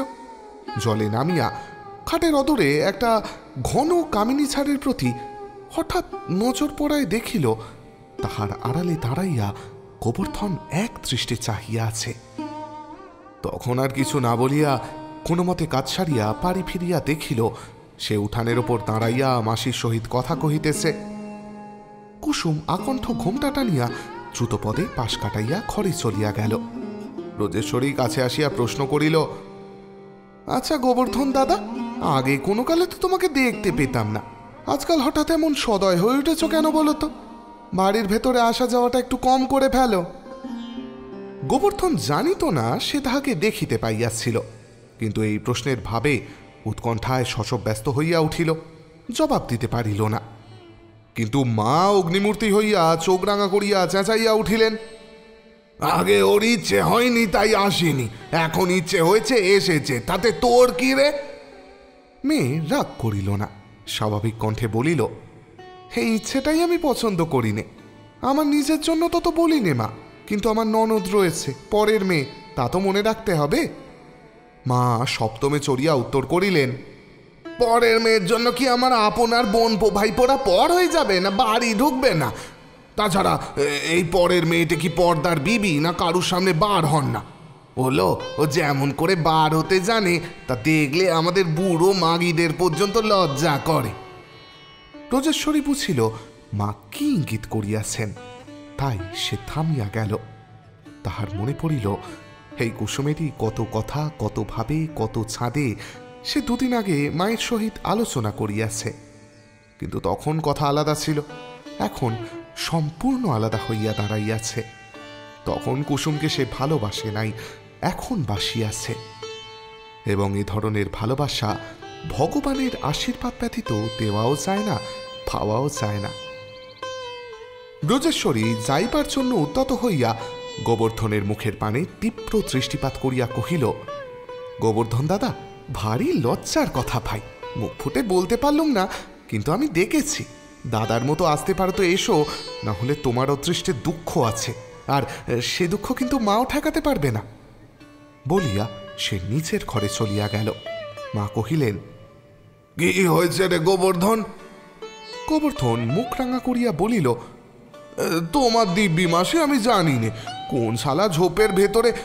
মাইরি বলছি, একটা দাঁতন ভাঙতে জিজ্ঞেস করবে চলো ময়রাদের দোকানে, আসুকো আমার সঙ্গে ও পাড়ায়, ভজিয়ে দিচ্ছি ইত্যাদি বলিতে বলিতে গোবর্ধন সরিয়া পড়িল। ব্রজেশ্বরী কাপড় ছাড়িয়া কুসুমের ঘরে গিয়া দেখিল তখনও সে ভিজা কাপড়ে স্তব্ধ হইয়া জানালা ধরিয়া দাঁড়াইয়া বাহিরের দিকে চাহিয়া আছে। পদশব্দে মুখ ফিরাইয়া রুদ্ধকণ্ঠে বলিয়া উঠিল, কেন বউ, আমার কথায় তুমি কথা কইতে গেলে কেন? আমাকে কি তুমি এখানেও টিকতে দেবে না? আগে কাপড় ছাড়ো, তারপর বলছি বলিয়া সে জোর করিয়া তাহার আত্র বস্ত্র পরিবর্তন করিয়া দিয়া কহিল, অন্যায় আমি কোনো মতেই সইতে পারিনি ঠাকুরজি, তা তোমার জন্য হোক আর আমার জন্যই হোক। ও হতভাগাকে আমি আর বাড়িতে ঢুকতে দেব না, ওর মতলব আমি টের পেয়েছি। জননীর কথাটা সে লজ্জায় উচ্চারণ করিতে পারিল না। কুসুম কাঁদো কাঁদো হইয়া বলিল, মতলব স্যার চাই থাক বৌদি, তোমার দুটি পায়ে পড়ি, আমার কথা নিয়ে কথা কয়ে আর আমাকে বিপদে ফেলো না। কিন্তু আমি বেঁচে থাকতে তোমার বিপদ হবে কেন? কুসুম প্রবল বেগে মাথা নাড়িয়া কহিল, হবেই, চোখে দেখছি হবে। কপালে সজোরে আঘাত করিয়া কহিল, এই হতভাগা কপালকে নিয়ে যখন যেখানে যাব সেখানেই বিপদ সঙ্গে যাবে, বোধ করি স্বয়ং ভগবানও আমাকে ক্ষমা করতে পারবেন না বলিয়া কাঁদিতে লাগিল। ব্রজেশ্বরী সস্নেহে তাহার চোখ মুছাইয়া দিয়া ক্ষণকাল চুপ করিয়া থাকিয়া আস্তে আস্তে বলিল, বোধ করি নিতান্ত মিথ্যে বলনি, রাগ করে না ভাই, কিন্তু শুধু কপালের দোষ দিলে হবে কেন? তোমার নিজের দোষও তো কম নয় ঠাকুরজি। কুসুম তাহার মুখের পানে চাহিয়া জিজ্ঞাসা করিল, আমার নিজের দোষ কি? আমার ছেলেবেলার ঘটনা সব তো শুনেছ। শুনেছি, কিন্তু সে আগাগোড়া মিথ্যে। সমস্ত জেনে শুনে এও স্ত্রী মানুষ তুমি, সিঁদুর পরো না, নোয়া হাতে রাখো না, স্বামীর ঘর করো না, এ কপালের দোষ না তোমার নিজের দোষ ভাই? তখন না হয় জ্ঞান বুদ্ধি ছিল না, এখন তো হয়েছে। তুমি বলো, কোন সধবা কবে বিধবার বেশি থাকে? সমস্তই জানি বউ, কিন্তু আমি সিঁদুর নোয়া পড়ে থাকলেই তো লোকে শুনবে না। কে আমার স্বামী, কে তার সাক্ষী? তিনি বা আমাকে শুধু শুধু ঘরে নেবেন কেন? ব্রজেশ্বরী বিস্ময়ে অবাক হইয়া বলিল, সে কি কথা ঠাকুরজি, এর চেয়ে বেশি প্রমাণ কবে কোন জিনিসের থাকে? তুমি কি কিছুই শোনোনি? ওই কথা নিয়ে কি কাণ্ড নন্দ জ্যাঠার সঙ্গে এই বাড়িতেই হয়ে গেল? একটুখানি চুপ করিয়া পরক্ষণেই বলিয়া উঠিল, কেন, তোমার দাদা তো সমস্ত জানেন, তিনি বলেননি? আমি তো মনে করেছি তুমি সমস্ত জেনে শুনেই এসেছ, তাই পাছে রাগ করো, মনে দুঃখ পাও, সেই জন্যই বলিনি, চুপ করে আছি। বরং তুমি এসেছো বলে প্রথম দিন তোমার ওপর আমার রাগ পর্যন্ত হয়েছিল। কুসুম উৎপেকে অধীর হইয়া বলিল, আমি তো কিছু শুনিনি বউ, কি হয়েছিল? ব্রজেশ্বরী নিঃশ্বাস ফেলিয়া বলিল, বেশ, যেমন ভাই তেমনি বোন। ঠাকুর জামাইয়ের সঙ্গে নন্দ জ্যাঠার মেয়ের যখন সম্বন্ধ হয় তখন তোমরা পশ্চিমে ছিলে, তখন তোমার দাদাই তো কত হাঙ্গাম বাঁধালে, আর শেষে সেই চুপ করে আছে। আমার শাশুড়ির কথা, তোমাদের কথা, ওদের কথা সমস্তই উঠে। তখন নন্দ জ্যাঠা অস্বীকার করেন, পাছে তার মেয়ের সম্বন্ধ ভেঙে যায়। তারপর ঠাকুর বাড়ির বড় বাবাজিকে ডেকে আনা হয়, তিনি মীমাংসা করে দেন সমস্ত মিথ্যে। কারণ একে তো তাকে না জানিয়ে, তার অনুমতি না নিয়ে আমাদের সমাজে এ সকল কাজ হতেই পারে না। তাছাড়া তিনি নন্দ জ্যাঠাকে হুকুম দেন যে এ কাজ করেছিল তাকে হাজির করিয়ে দিতে। তখনই তাকে স্বীকার করতে হয় কোনটি বদলের কথা হয়েছিল মাত্র, কিন্তু হয়নি। কুসুম আশঙ্কায় নিঃশ্বাস রোধ করিয়া বলিল, হয়নি বউ, আমি মনে মনে জানতুম, কিন্তু আমার কথাই বা এত উঠল কেন? ব্রজেশ্বরী হাসিয়া বলিল, তোমার দাদার একটুখানি বাইয়ে ছিট আছে কিনা তাই। অপর কেউ হয়তো চক্ষু লজ্জাতেও এত গন্ডগোল করতে চাইতো না, কিন্তু ওর তো সেসব বালাই নেই, তাই চতুর্দিক তোল পার করতে লাগলেন। আমার বোনের যখন কোনো দোষ নেই, মা যখন সত্যি তার কণ্ঠি বদল দেননি, তখন কেন ঠাকুর জামাই তাকে নিয়ে ঘর করবেন না? কেন আবার বিয়ে করবে? আর কেনই বা নন্দ জ্যাঠা তাকে মেয়ে দেবে? কুসুম লজ্জায় কণ্টকিত হইয়া বলিল, ছি ছি। তারপর? ব্রজেশ্বরী কহিল, তারপরে আর বেশি কিছু নেই। আমার শাশুড়ি ঠাকুরন আর নন্দ জ্যাঠাইমা এক গায়ের মেয়ে। রাগে দুঃখে লজ্জায় অভিমানে তোমাকে নিয়ে এইখানেই আসেন, তা ছেলের সঙ্গেই কথা হয়, কিন্তু হতে পাইনি। আচ্ছা ঠাকুরজি, ঠাকুর জামাই নিজেও তো এসব কথা শুনে গেছেন, তিনিও কি কোনো ছলে জানাননি? আগে শুনেছিলাম তোমার জন্য নাকি। কুসুম মুখ ফিরাইয়া লইয়া বলিল, বহু সেদিন হয়তো তিনি আমাকে সব বলতেই এসেছিলেন। ব্রজেশ্বরী আশ্চর্য হইয়া জিজ্ঞাসা করিল, কোন দিন? সম্প্রতি এসেছিলেন? হ্যাঁ, আমরা যেদিন এখানে আসি সেদিন সকালে। তারপরে? আমার দুর্ব্যবহারে না বলেই ফিরে যান।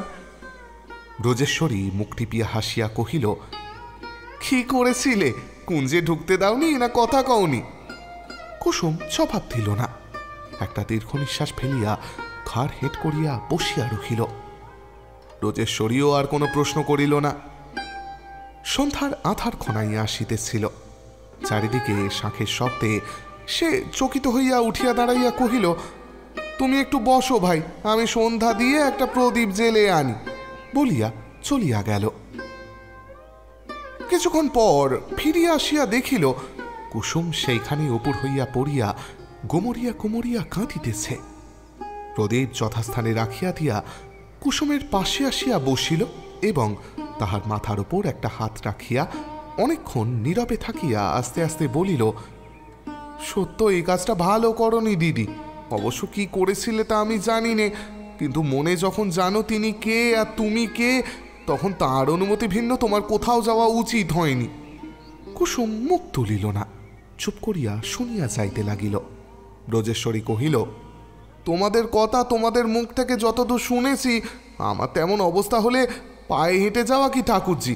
যদি হুকুম দিতেন সারা পথ নাক খত দিতে দিতে যেতে হবে, আমি তাই যেতুম। কুসুম পূর্ববৎ থাকিয়াই আবার অস্ফুটে বলিল, মুখে বলা যায় বটে, কিন্তু কাছে করা শক্ত। কিচ্ছু না, গেলে স্বামী পাবো, ছেলে পাবো, তার ভাত খেতে পাবো। এত পাওয়ার কাছে মেয়ে মানুষের শক্ত কাজ কি গো দিদি?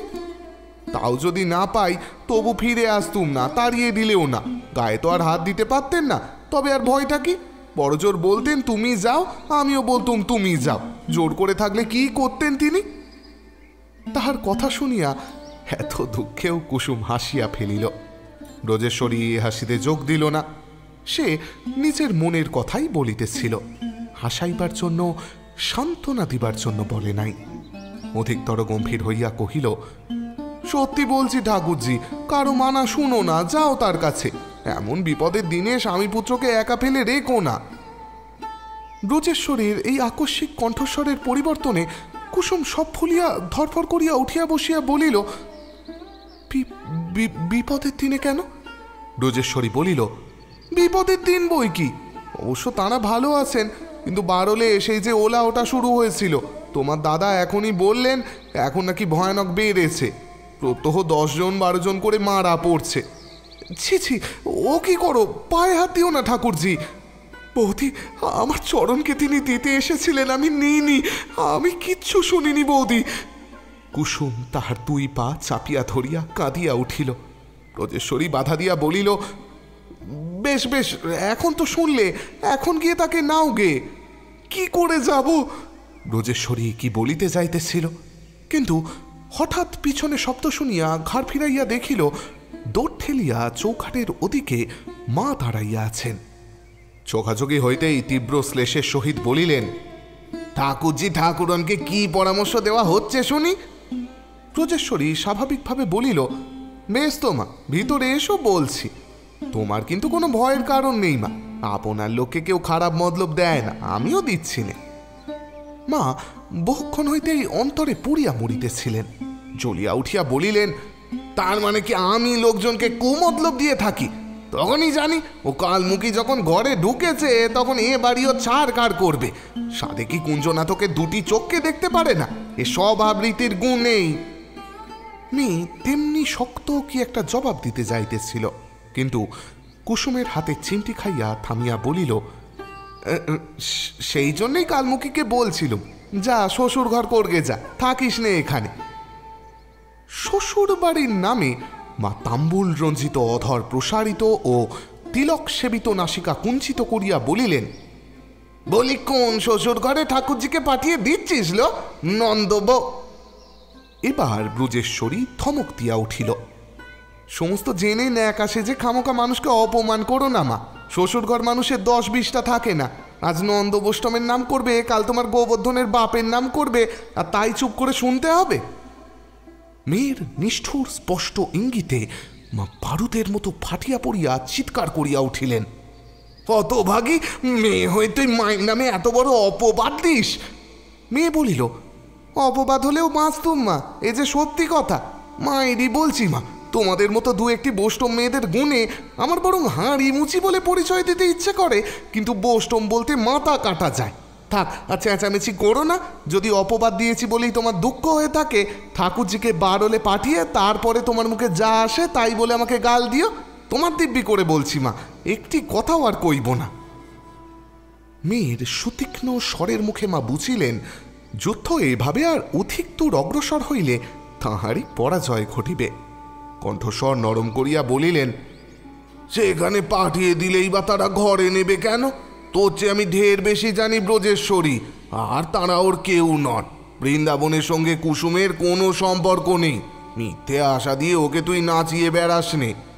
বলিয়া তিনি প্রত্যুত্তর না শুনিয়া হনহন করিয়া চলিয়া গেলেন। কুসুম শুষ্ক পাণ্ডুর মুখখানি উঁচু করিতেই ব্রজেশ্বরী জোর দিয়া বলিল, মিথ্যে কথা বোন, মিথ্যে কথা। মা জেনে শুনে ইচ্ছে করে মিথ্যে কথা বলে গেলেন। আমি মেয়ে হয়ে তোমার কাছে স্বীকার করছি। আচ্ছা, এক্ষুনি আসছি আমি। বলিয়া কি ভাবিয়া ব্রজেশ্বরী দ্রুতপদে ঘর ছাড়িয়া চলিয়া গেল। অবস্থা ভালো হইলে যে বুদ্ধিও ভালো হয়, কুঞ্চনাথ তাহা সপ্রমাণ করিল। পত্নী ও ভগিনীর সংযুক্ত অনুরোধ ও আবেদন তাহাকে কর্তব্য বিচলিত করিল না। সে মাথা নাড়িয়া বলিল, সে হতে পারে না। মা না বললে আমি চরণকে এখানে আনতে পারি নে। ব্রজেশ্বরী কহিল, অন্তত একবার গিয়ে দেখে এসো তারা কেমন আছেন। কুঞ্চনাথ চোখ কপালে তুলিয়া বলিল, বাবরে, 10-20টা মরছে রোজ সেখানে। তবে কোনো লোক পাঠিয়ে দাও, খবর আনুক। তা হতে পারে বটে, আচ্ছা দেখছি। বলিয়া কুঞ্জ লোকের সন্ধানে বাহিরে চলিয়া গেল। পরদিন সকালে কুসুম স্নান করিয়া রন্ধনশালায় প্রবেশ করিতে যাইতেছিল। দাসী উঠান ছাড় দিতে দিতে বলিল, মা বারণ করেছেন দিদি ঠাকরন, আজ আর রান্নাঘরে ঢুকো না। কথাটা শুনিয়াই বুকের ভেতরটা কাঁপিয়া উঠিল। সেইখানেই থমকিয়া দাঁড়াইয়া সভয় বলিল, কেন? সে তো জানি না দিদি। বলিয়া সে কাজে মন দিল। ফিরিয়া আসিয়া কুসুম অনেকক্ষণ নিজের ঘরে বসিয়া রহিল। অন্যদিন এই সময়টুকুর মধ্যে কতবার ব্রজেশ্বরী আসে যায়, কিন্তু আজ তাহার দেখা নাই। বাহির হইয়া একবার খুঁজিয়াও আসছিল, কিন্তু তাহার সাক্ষাৎ মিলিল না। সে মায়ের ঘরে লুকাইয়া বসিয়াছিল, কারণ এ ঘরে কুসুম আসে না তাহা সে জানিত। প্রত্যহ উভয়ে একত্রে আহার করিত। আজ সে সময় যখন উত্তীর্ণ হইয়া গেল, তখন উদ্বেগ, আশঙ্কা, সংশয় আর সহ্য করিতে না পারিয়া সে আরেকবার ব্রজেশ্বরীর সন্ধানে বাহিরে আসিতেছিল। মা সুমুখে আসিয়া বলিলেন, আর দেরি করে কি হবে বাঁচা, যাও একটা ডুব দিয়ে এসো। এ বেলার মতো যা হোক মুখে দাও, তোমার দাদা ঠাকুর বাড়িতে মদ জানতে গেছে। কুসুম মুখ তুলিয়া জিজ্ঞাসা করিতে গেল, কিন্তু মুখের মধ্যে জিহ্বা কাঠের মতো শক্ত হইয়া রহিল। তখন মা নিজেই একটু করুণ সুরে বলিলেন, ব্যাটার বউ যখন, তখন ব্যাটার মতোই অসহজ মানতে হবে। যাই হোক, মাগি দোষে গুণে ভালো মানুষই ছিল। সেদিন আমার ব্রজেশ্বরী সম্বন্ধ করতে এসে কত কথা। আজ 6 দিন হয়ে গেল বৃন্দাবনের মা মরেছে। তা সে যা হওয়ার হয়েছে, এখন মহাপ্রভু ছেলেটিকে বাঁচিয়ে দিন। কি যেন নাম, চরণ না? আহা, রাজপুত্রের মতো ছেলে। আজ সকালে তারও 2বার ভেদ বমি হয়েছে। কুসুম মুখ তুলিল না, কথা কহিল না, ধীরে ধীরে নিজের ঘরে গিয়া ঢুকিল। বেলা প্রায় 3টা বাজে। ব্রজেশ্বরী এঘর ওঘর খুঁচিয়া কোথাও কুসুমের সন্ধান না পাইয়া দাসীকে জিজ্ঞাসা করিল, ঠাকুরজিকে তোরা কেউ দেখেছিস কোথাও? না দিদি, সেই সকালে দেখেছিলুম। পত্নীর কান্নার শব্দে কুঞ্জনাথ কাঁচা ঘুম ভাঙিয়া উঠিয়া বসিল। সে কি কথা, কোথায় গেল তবে সে? ব্রজেশ্বরী কাঁদিতে কাঁদিতে বলিল, জানি নে আমি। খরতর, পুকুর, বাগান সমস্ত খুঁজেছি, কোথাও দেখতে পাচ্ছি নে। চোখের জল ও পুকুরের উল্লেখে কুঞ্জ কাঁদিয়া উঠিল। তবে আর সে নেই। মার গঞ্জনা সইতে না পেরে নিশ্চয় সে ডুবে মরেছে। বলিয়া ছুটিয়া বাইরে যাইতেছিল। ব্রজেশ্বরী কোঁচার খুঁট ধরিয়া বলিল, শোনো, অমন করে যেও না, আমি আর কিচ্ছু শুনতে চাইনি বলিয়া এক টান মারিয়া নিজেকে ছিনাইয়া লইয়া কুঞ্জ পাগলের মতো দৌড়িয়া বাহির হইয়া গেল।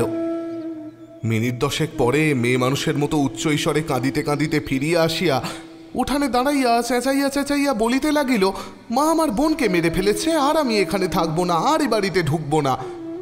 তাহার শাশুড়ি কিছুই জানিতেন না। চিৎকারের শব্দে বাহিরে আসিয়া হতবুদ্ধি হইয়া গেলেন। তাহাকে দেখিতে পাইয়াই কুঞ্জ সেইখানে উপর হইয়া পড়িয়া সজোরে মাথা খুঁড়িতে লাগিল, বলিতে লাগিল, ওই রাক্ষসী আমার ছোট বোনটিকে খেয়েছে। ব্রজেশ্বরী কাছে আসিয়া তাহার 2 হাত ধরিয়া টানিতেই সে তাহাকে ধাক্কা মারিয়া ফেলিয়া দিল। ব্রজেশ্বরী উঠিয়া দাঁড়াইয়া একবার জোর করিয়া তাহাকে ঘরে লইয়া গিয়া বলিল, শুধু কাঁদলে আর চেঁচালেই কি বোনকে পাবে? আমি বলছি সে কখনো ডুবে মরেনি। কুঞ্জ বিশ্বাস করিল না, একইভাবে কাঁদিতে লাগিল। এই বোনকে সে অনেক দুঃখ কষ্টে মানুষ করিয়াছে এবং যথার্থই তাহাকে প্রাণতুল্য ভালোবাসিত। পূর্বে অনেকবার কুসুম রাগ করিয়া জলে ডোবার ভয় দেখাইয়াছে, এখন তাহার সমস্ত বুক ভরিয়া কোথাকার খানিকটা জল এবং তাহার অভিমানিনী ছোট বোনটির মৃতদেহ ভাসিয়া বেড়াইতে লাগিল। ব্রজেশ্বরী সস্নেহে স্বামীর চোখ মুছাইয়া দিয়া কহিল, তুমি স্থির হও, আমি নিশ্চয় বলছি সে মরেনি। কুঞ্জ সচল চক্ষে ফ্যালফ্যাল করিয়া চাহিয়া রহিল। তাহার স্ত্রী আর একবার ভালো করিয়া আঁচল দিয়া মুছাইয়া বলিল, আমার নিশ্চয় বোধ হচ্ছে ঠাকুর যে লুকিয়ে বারলে চলে গেছেন। কুঞ্জ অবিশ্বাস করিয়া মাথা নাড়িয়া বলিল, না না, সেখানে সে যাবে না, চরণকে ছাড়া তাদের কাউকে সে দেখতে পারত না। ব্রজেশ্বরী কহিল, এটা তোমাদের পাহাড় পর্বত ভুল। আমি যেমন তোমাকে ভালোবাসি, সেও তেমনি তার স্বামীকে ভালোবাসে। আচ্ছা যাই হোক, চরণের জন্যেও তো সে যেতে পারে, কিন্তু সে তো বারলের পথ চেনে না। সেইটাই শুধু আমার ভয়, পাছে ভুল করে পৌঁছতে দেরি হয় কিংবা পথে আবার কোনো বিপদে পড়ে। নইলে বারল 7 সমুদ্র 13 নদী পারে হলেও সে একদিন না একদিন জিজ্ঞেস করতে করতে গিয়ে উপস্থিত হবেই।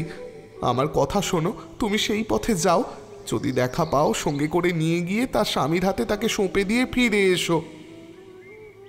চললুম বলিয়া কুঞ্জ উঠিয়া দাঁড়াইল। আজ তাহার চকচকে বিলাতি জুতো, বহুমূল্য রেশমের চাদর এবং গগনস্পর্শী বিশাল চাল শ্বশুর বাড়িতেই পড়িয়া রহিল।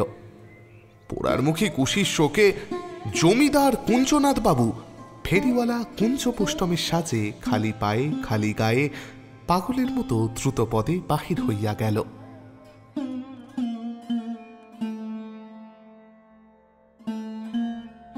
6 দিন হইল বৃন্দাবনের জননী স্বর্গারোহণ করিয়াছেন। মৃত্যুর পর কোনোদিন এ অধিকার স্বীকৃতি বলে পাইয়া থাকিলে তিনিও পাইয়াছেন, তাহা নিঃসংশয় বলা যায়।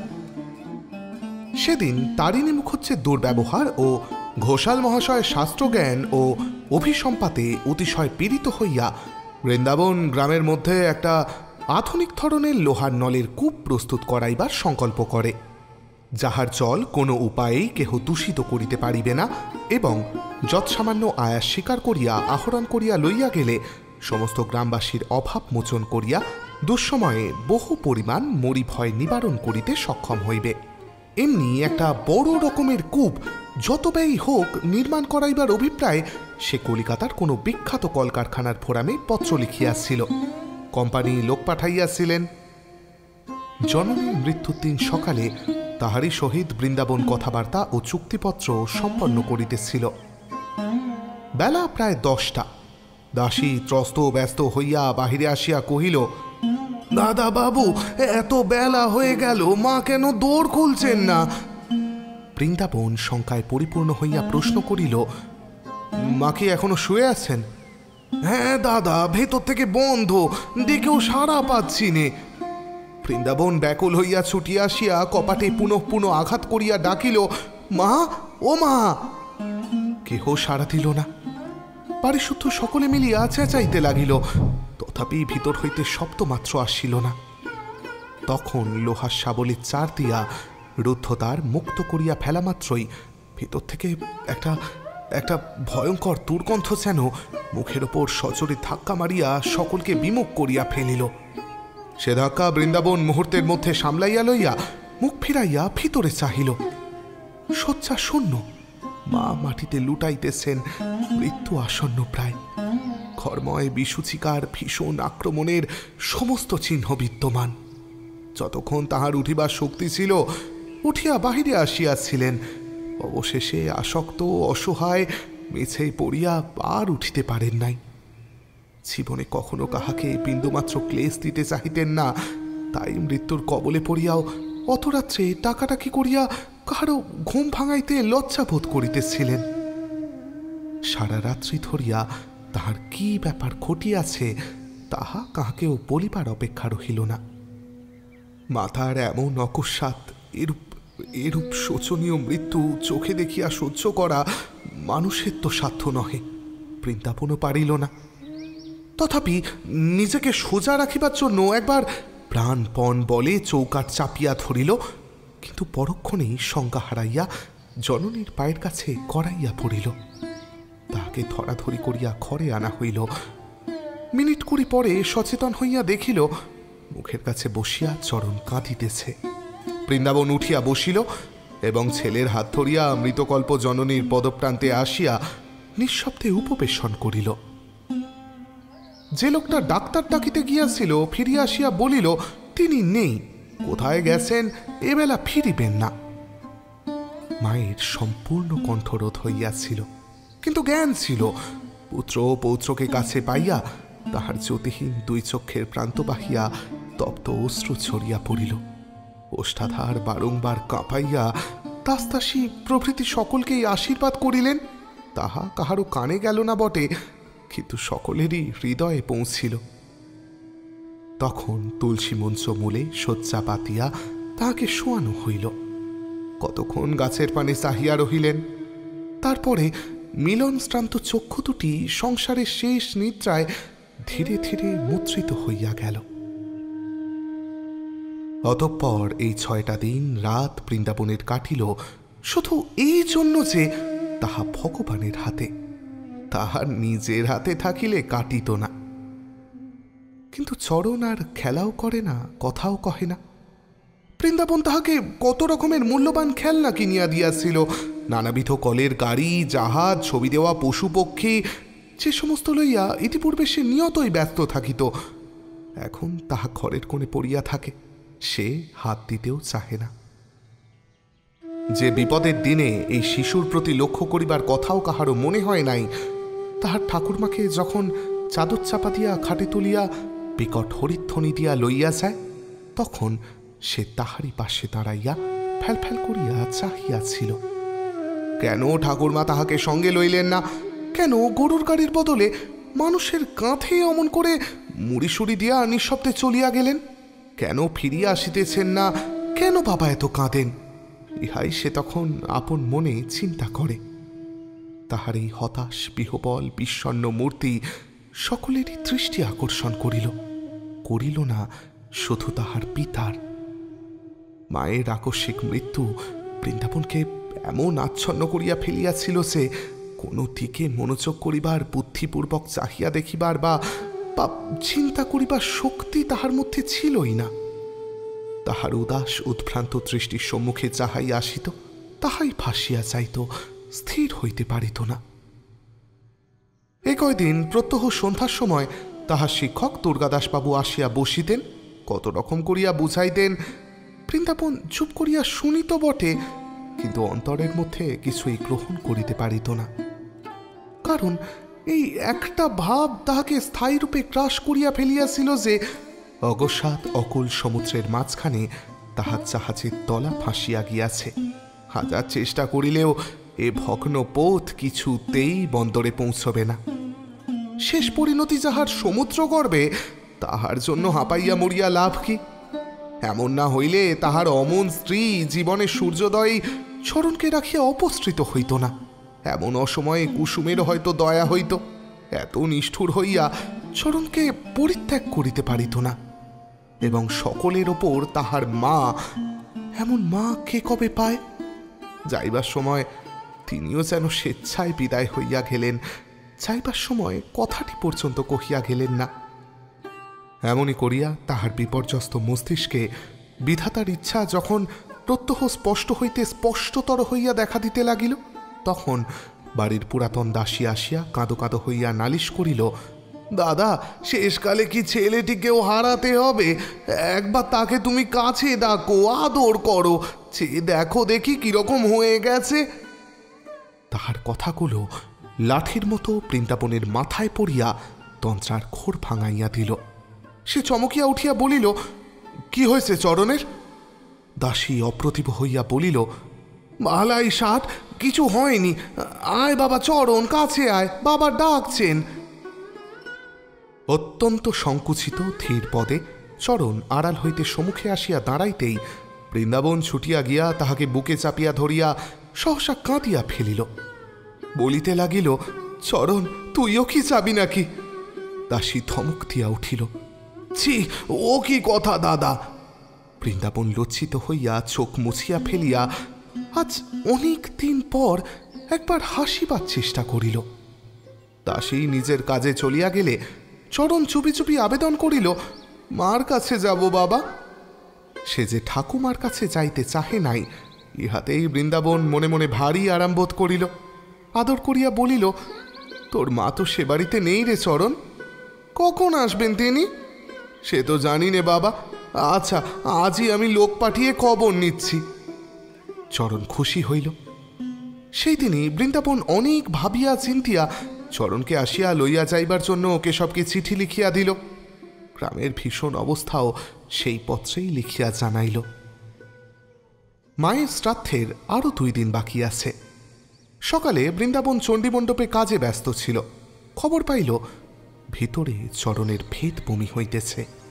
ছুটিয়া গিয়া দেখিল সে নির্জীবের মতো বিছানায় শুইয়া পড়িয়াছে এবং তাহার ভেদ বমির চেহারায় বিশুচিকা মূর্তি ধরিয়া রহিয়াছে। বৃন্দাবনের চোখের সম্মুখে সমস্ত জগৎ নিবিড় অন্ধকারে ঢাকিয়া গেল। হাত পা দুমড়াইয়া ভাঙিয়া পড়িল।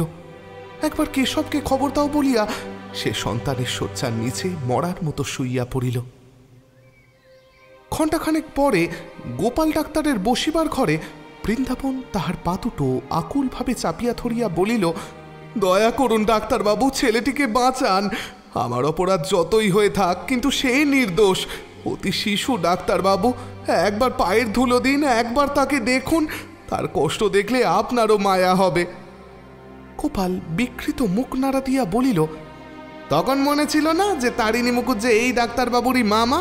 ছোট লোক হয়ে পয়সার জোরে ব্রাহ্মণকে অপমান। সে সময় মনে হয়নি যে এই পা দুটো মাথায় ধরতে হবে? বৃন্দাবন কাঁদিয়া কহিল, আপনি ব্রাহ্মণ, আপনার পা ছুঁয়ে বলছি, তারিণী ঠাকুরকে আমি কিছুমাত্র অপমান করিনি।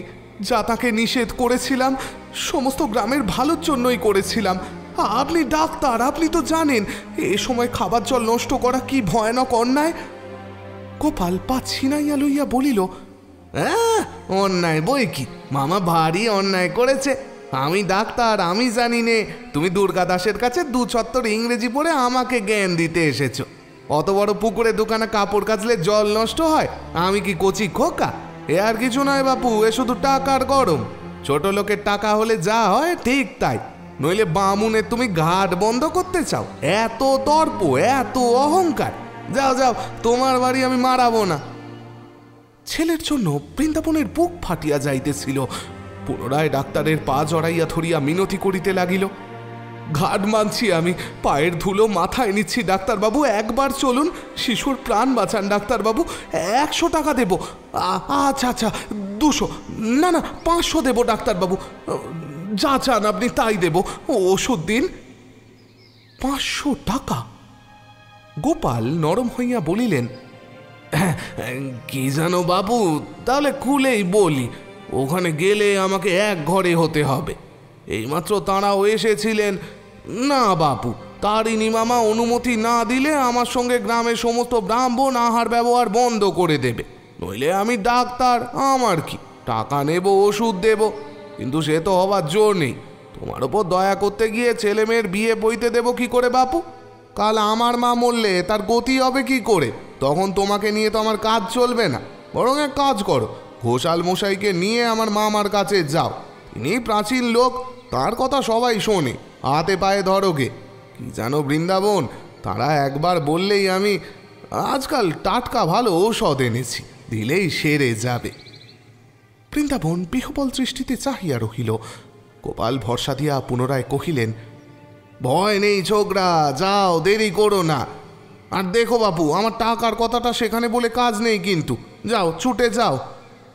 বৃন্দাবন ঊর্ধ্বশ্বাসে কাঁদিতে কাঁদিতে তারিণীর শ্রীচরণে আসিয়া পড়িল। তারিণী লাথি মারিয়া পা ছাড়াইয়া লইয়া পিশাচের হাসি হাসিয়া কহিলেন, সন্ধে আর নিঘ্না করে জল গ্রহণ করিনে, কেমন পড়ল কি না, নির্বংশ হলি তো। বৃন্দাবনের কান্না শুনিয়া তারিণী স্ত্রী ছুটিয়া আসিয়া নিজেও কাঁদিয়া ফেলিয়া স্বামীকে বলিল, ছি ছি, এমন অধর্মের কাজ করো না, যা হওয়ার হয়েছে। আহা, শিশু নাবালক, বলে দাও গোপালকে ওষুধ দিক। তারিণী খিচাইয়া উঠিল, তুই থাম মাগি, পুরুষ মানুষের কথায় কথা কোষ না। তিনি থতমত খাইয়া বৃন্দাবনকে বলিলেন, আমি আশীর্বাদ করছি বাবা, তোমার ছেলে ভালো হয়ে যাবে, বলিয়া চোখ মুছিতে মুছিতে ভিতরে চলিয়া গেলেন। বৃন্দাবন পাগলের মতো কাতরোক্তি করিতে লাগিল, তারিণীর হাতে পায়ে ধরিতে লাগিল। না, তবু না। এমন সময় শাস্ত্রজ্ঞ ঘোষাল মহাশয় পাশের বাড়ি হইতে খড়ম পায়ে দিয়া খটখট করিয়া আসিয়া উপস্থিত হইলেন। সমস্ত শুনিয়া হৃষ্টচিত্তে বলিলেন, শাস্ত্রে আছে, কুকুরকে প্রশ্রয় দিলে মাথায় ওঠে, ছোট লোককে শাসন না করলে সমাজ উচ্ছন্ন যায়। এমনি করেই কলিকালে ধর্মকর্ম ব্রাহ্মণের সম্মান লোপ পাচ্ছে। কেমনে তারিণী, সেদিন তোমাকে বলিনি বৃন্দাবষ্টম ভারী বার বেড়েছে? যখন ও আমার কথা মানল না, তখনই জানি ওর বিধি বাম, আর রোগকে নেই। হাতে হাতে ফল দেখলে তো তারিণী। তারিণী মনে মনে অপ্রসন্ন হইয়া কহিল, আর আমি সেদিন পুকুর পাড়ে দাঁড়িয়ে পইতে হাতে করে বলেছিলাম নির্বংশ হ, পুরো আর নিগ না করে জল গ্রহণ করিনে। এখনো চন্দ্র সূর্য উঠছে, এখনো জোয়ার ভাটা খেলছে, বলিয়া ব্যাধ যেমন করিয়া তাহার সর্বিদ্ধ ভূপাতিত জন্তুটার মৃত্যু যন্ত্রণার প্রতি চাহিয়া নিজের অভ্যর্থ লক্ষ্যের আস্বাদন করিতে থাকে, তেমনি পরিতৃপ্তি দৃষ্টিতে চাহিয়া তারিণী এই একমাত্র পুত্র শোকাহত হতভাগ্য পিতার অপরিসীম ব্যথা সর্বাগ্রে উপভোগ করিতে লাগিল। কিন্তু এবার বৃন্দাবন উঠিয়া দাঁড়াইল। প্রাণের দায়ে সে অনেক সাধিয়াছিল, অনেক বলিয়াছিল, আর একটি কথাও বলিল না। নিদারুণ অজ্ঞান ও অন্ধতম মূঢ়ত্বের অসহ্য অত্যাচার এতক্ষণে তাহার পুত্রবিয়োগ বেদনাকেও অতিক্রম করিয়া তাহার আত্মসম্ভ্রমকে জাগাইয়াছিল। সমস্ত গ্রামের মঙ্গল কামনার ফলে এই তুই অধর্মনিষ্ঠ ব্রাহ্মণের কাহার গায়ত্রী ও সন্ধ্যান্নিকের তেজে সে নির্বংশ হইতে বসিয়াছে, এই বাকপিতণ্ডার শেষ মীমাংসা না শুনিয়াই সে নিঃশব্দে ধীরে ধীরে বাহির হইয়া গেল এবং বেলা 10টার সময় নিরুদ্বিগ্ন শান্ত মুখে পীড়িত সন্তানের শয্যার পার্শ্বে আসিয়া দাঁড়াইল। কেশব তখন আগুন জ্বালিয়া চরণের হাতে পায়ে সেঁক দিতেছিল এবং তাহার নিদাগতপ্ত মরুতৃষ্ণার সঙ্গে প্রাণপণে যুঝিতেছিল। বৃন্দাবনের মুখে সমস্ত শুনিয়া সে উফ করিয়া সোজা খাড়া হইয়া উঠিল এবং একটি উর্নি কাঁধে ফেলিয়া বলিল, কলকাতায় চললুম, যদি ডাক্তার পাই সন্ধ্যা নাগাদ ফিরব, না পাই এই শেষ যাওয়া। উফ, এই ব্রাহ্মণী একদিন সমস্ত পৃথিবীর গর্বের বস্তু ছিল, ভাবলেও বুক ফেটে যায়। চললুম, পারো তো ছেলেটারে বাঁচিয়ে রেখো ভাই, বলিয়া দ্রুতপদে বাহির হইয়া গেল। কেশব চলিয়া গেলে পিতাকে কাছে পাইয়া মার কাছে যাব বলিয়া ভয়ানক কান্না চড়িয়া দিল। সে স্বভাবত শান্ত, কোনোদিনই জিদ করিতে জানিত না, কিন্তু আজ তাহাকে ভুলাইয়া রাখা নিতান্ত কঠিন কাজ হইয়া উঠিল। ক্রমশ বেলা যতই পড়িয়া আসিতে লাগিল, রোগের যন্ত্রণা উত্তরোত্তর বৃদ্ধি পাইতে লাগিল। তৃষ্ণার হাহাকার এবং মায়ের কাছে যাইবার উন্মত্ত চিৎকারে সে সমস্ত লোককে পাগল করিয়া তুলিল। এই চিৎকার বন্ধ হইল অপরাহ্নে, যখন হাতে পায়ে পেটে খিল ধরিয়া কণ্ঠরোধ হইয়া গেল। চৈত্রের স্বল্প দিনমান শেষ হয়। এমন সময় কেশব ডাক্তার লইয়া বাড়িতে ঢুকিল। ডাক্তার তাহারই সমবয়সী এবং বন্ধু। ঘরে ঢুকিয়া চরণের দিকে চাহিয়াই মুখ গম্ভীর করিয়া একধারে বসিলেন। কেশব সভয়ে তাহার মুখপানে চাহিতেই তিনি কি বলিতে গিয়া বৃন্দাবনের প্রতি লক্ষ্য করিয়া থামিয়া গেলেন। বৃন্দাবন তাহা দেখিল, শান্তভাবে কহিল, হ্যাঁ আমি বাপ বটে, কিন্তু কিছুমাত্র সংকোচের প্রয়োজন নেই। আপনার যাহা ইচ্ছে আপনি স্বচ্ছন্দে বলুন। যে বাপ 12 ঘণ্টাকাল বিনা চিকিৎসায় একমাত্র সন্তানকে নিয়ে বসে থাকতে পারে, তার সমস্তই সহ্য হয় ডাক্তারবাবু। পিতার এত বড় ধৈর্যে ডাক্তার মনে মনে স্তম্ভিত হইয়া গেলেন। তথাপি ডাক্তার হইলেও সে মানুষ। যে কথা তাহার বলিবার ছিল পিতার মুখের ওপর উচ্চারণ করিতে পারিল না, মাথা হেঁট করিল। বৃন্দাবন বুঝিয়া কহিল, কেশব এখন আমি চললুম, পাশেই ঠাকুর ঘর, আবশ্যক হলে ডেকো। আর একটা কথা ভাই, শেষ হওয়ার আগে আমাকে একটা খবর দিও, আর একবার যেন দেখতে পাই, বলিয়া ঘর হইতে চলিয়া গেল। বৃন্দাবন যখন ঠাকুর ঘরে প্রবেশ করিল তখন ঘরের আলো ম্লান হইয়াছে। ডান দিকে চাহিয়া দেখিল ওইখানে বসিয়া মা জপ করিতেন। হঠাৎ সেদিনের কথা মনে পড়িয়া গেল, যেদিন তাহারা কুঞ্জনাথের ঘরে নিমন্ত্রণ রাখিতে গিয়াছিল। মা যেদিন কুসুমকে বালা পরাইয়া দিয়া আশীর্বাদ করিয়া আসিয়া ওইখানে চরণকে লইয়া বসিয়াছিলেন, আর সে আনন্দমত্ত হৃদয়ের অসীম কৃতজ্ঞতা ঠাকুরের পায়ে নিবেদন করিয়া দিতে চুপি চুপি প্রবেশ করিয়াছিল। আর আজ কি নিবেদন করিতে সে ঘরে ঢুকিয়াছে? বৃন্দাবন লুটাইয়া পড়িয়া বলিল, পাশের ঘরেই আমার চরণ মরিতেছে। ভগবান, আমি সে নালিশ জানাইতে আসি নাই, কিন্তু পিতৃস্নেহ যদি তুমি দিয়াছ, তবে বাপের চোখের ওপর বিনা চিকিৎসায় এমন নিষ্ঠুরভাবে তাহার একমাত্র সন্তানকে হত্যা করিলে কেন? পিতৃহৃদয়ে এতটুকু সান্ত্বনার পথ খুলিয়া রাখিলে না কেন? তাহার স্মরণ হইল বহু লোকের বহুবার কথিত সেই পুরাতন কথাটা, সমস্ত মঙ্গলের নিমিত্ত। সে মনে মনে বলিল, যাহারা তোমাকে বিশ্বাস করে না তাহাদের কথা তাহারাই জানে, কিন্তু আমি তো নিশ্চয় জানি তোমার ইচ্ছে ব্যতীত গাছের একটি শুষ্ক পাতাও মাটিতে পড়ে না। তাই আছে এই প্রার্থনা শুধু করি, জগদীশ্বর বুঝাইয়া দাও, কি মঙ্গল ইহার মধ্যে লুকাইয়া রাখিয়াছ। আমার এই অতি ক্ষুদ্র এক ফোঁটা চরণের মৃত্যুতে সংসারে কাহার কি উপকার সাধিত হইবে? যদিও সে জানিত জগতের সমস্ত ঘটনা মানুষের বুদ্ধির আয়ত্ত নহে, তথাপি এই কথাটার ওপর সে সমস্ত চিত্ত প্রাণপণে একাগ্র করিয়া পড়িয়া রহিল। কেন চরণ জন্মিল, কেনই বা এত বড় হইল, এবং কেনই বা তাহাকে একটি কাজ করিবারও অবসর না দিয়া ঠাকিয়া লওয়া হইল। কিছুক্ষণ পরে পুরোহিত রাত্রের কর্তব্য সম্পন্ন করিতে ঘরে ঢুকিলেন। তাহার পদশব্দে ধ্যান ভাঙিয়া যখন বৃন্দাবন উঠিয়া গেল, তখন তাহার উত্তাম ঝঞ্ঝা শান্ত হইয়াছে। গগনে আলোর আভাস তখনও ফুটিয়া ওঠে নাই বটে, কিন্তু মেঘমুক্ত নির্মল স্বচ্ছ আকাশের তলে ভবিষ্যৎ জীবনের অস্পষ্ট পথের রেখা সে চিনিতে পারিয়াছিল। বাহিরে আসিয়া সে প্রাঙ্গণের একধারে দ্বারের অন্তরালে একটি মলিন স্ত্রী মূর্তি দেখিয়া কিছু বিস্মিত হইল। কে ওখানে অমন আধারে আড়ালে বসিয়া আছে? বৃন্দাবন কাছে সরিয়া আসিয়া এক মুহূর্ত ঠাউর করিয়াই চিনিতে পারিল সে কুসুম। তাহার জিহবাগ্রে ছুটিয়া আসিল, কুসুম, আমার 16 আনা সুখ দেখিতে আসিলে বুঝি? কিন্তু বলিল না। এইমাত্র সে নাকি তাহার চরণে শিশু আত্মার মঙ্গল উদ্দেশ্যে নিজের সমস্ত সুখ দুঃখ মান অভিমান বিসর্জন দিয়া আসিয়াছিল। তাই হীন প্রতিহিংসা সাথিয়া মৃত্যুশয্যাশায়ী সন্তানের অকল্যাণ করিতে ইচ্ছা করিল না, বরং করুণ কণ্ঠে বলিল, আর একটু আগে এলে চরণের বড় স্বাদ পূর্ণ হইত। আজ সমস্ত দিন যত যন্ত্রণা পেয়েছে ততই সে তোমার কাছে যাওয়ার জন্য কেঁদেছে। কি ভালোই সে তোমাকে বেসেছিল, কিন্তু এখন তো তার জ্ঞান নেই। এসো, আমার সঙ্গে এসো। কুসুম নিঃশব্দে স্বামীকে অনুসরণ করিল।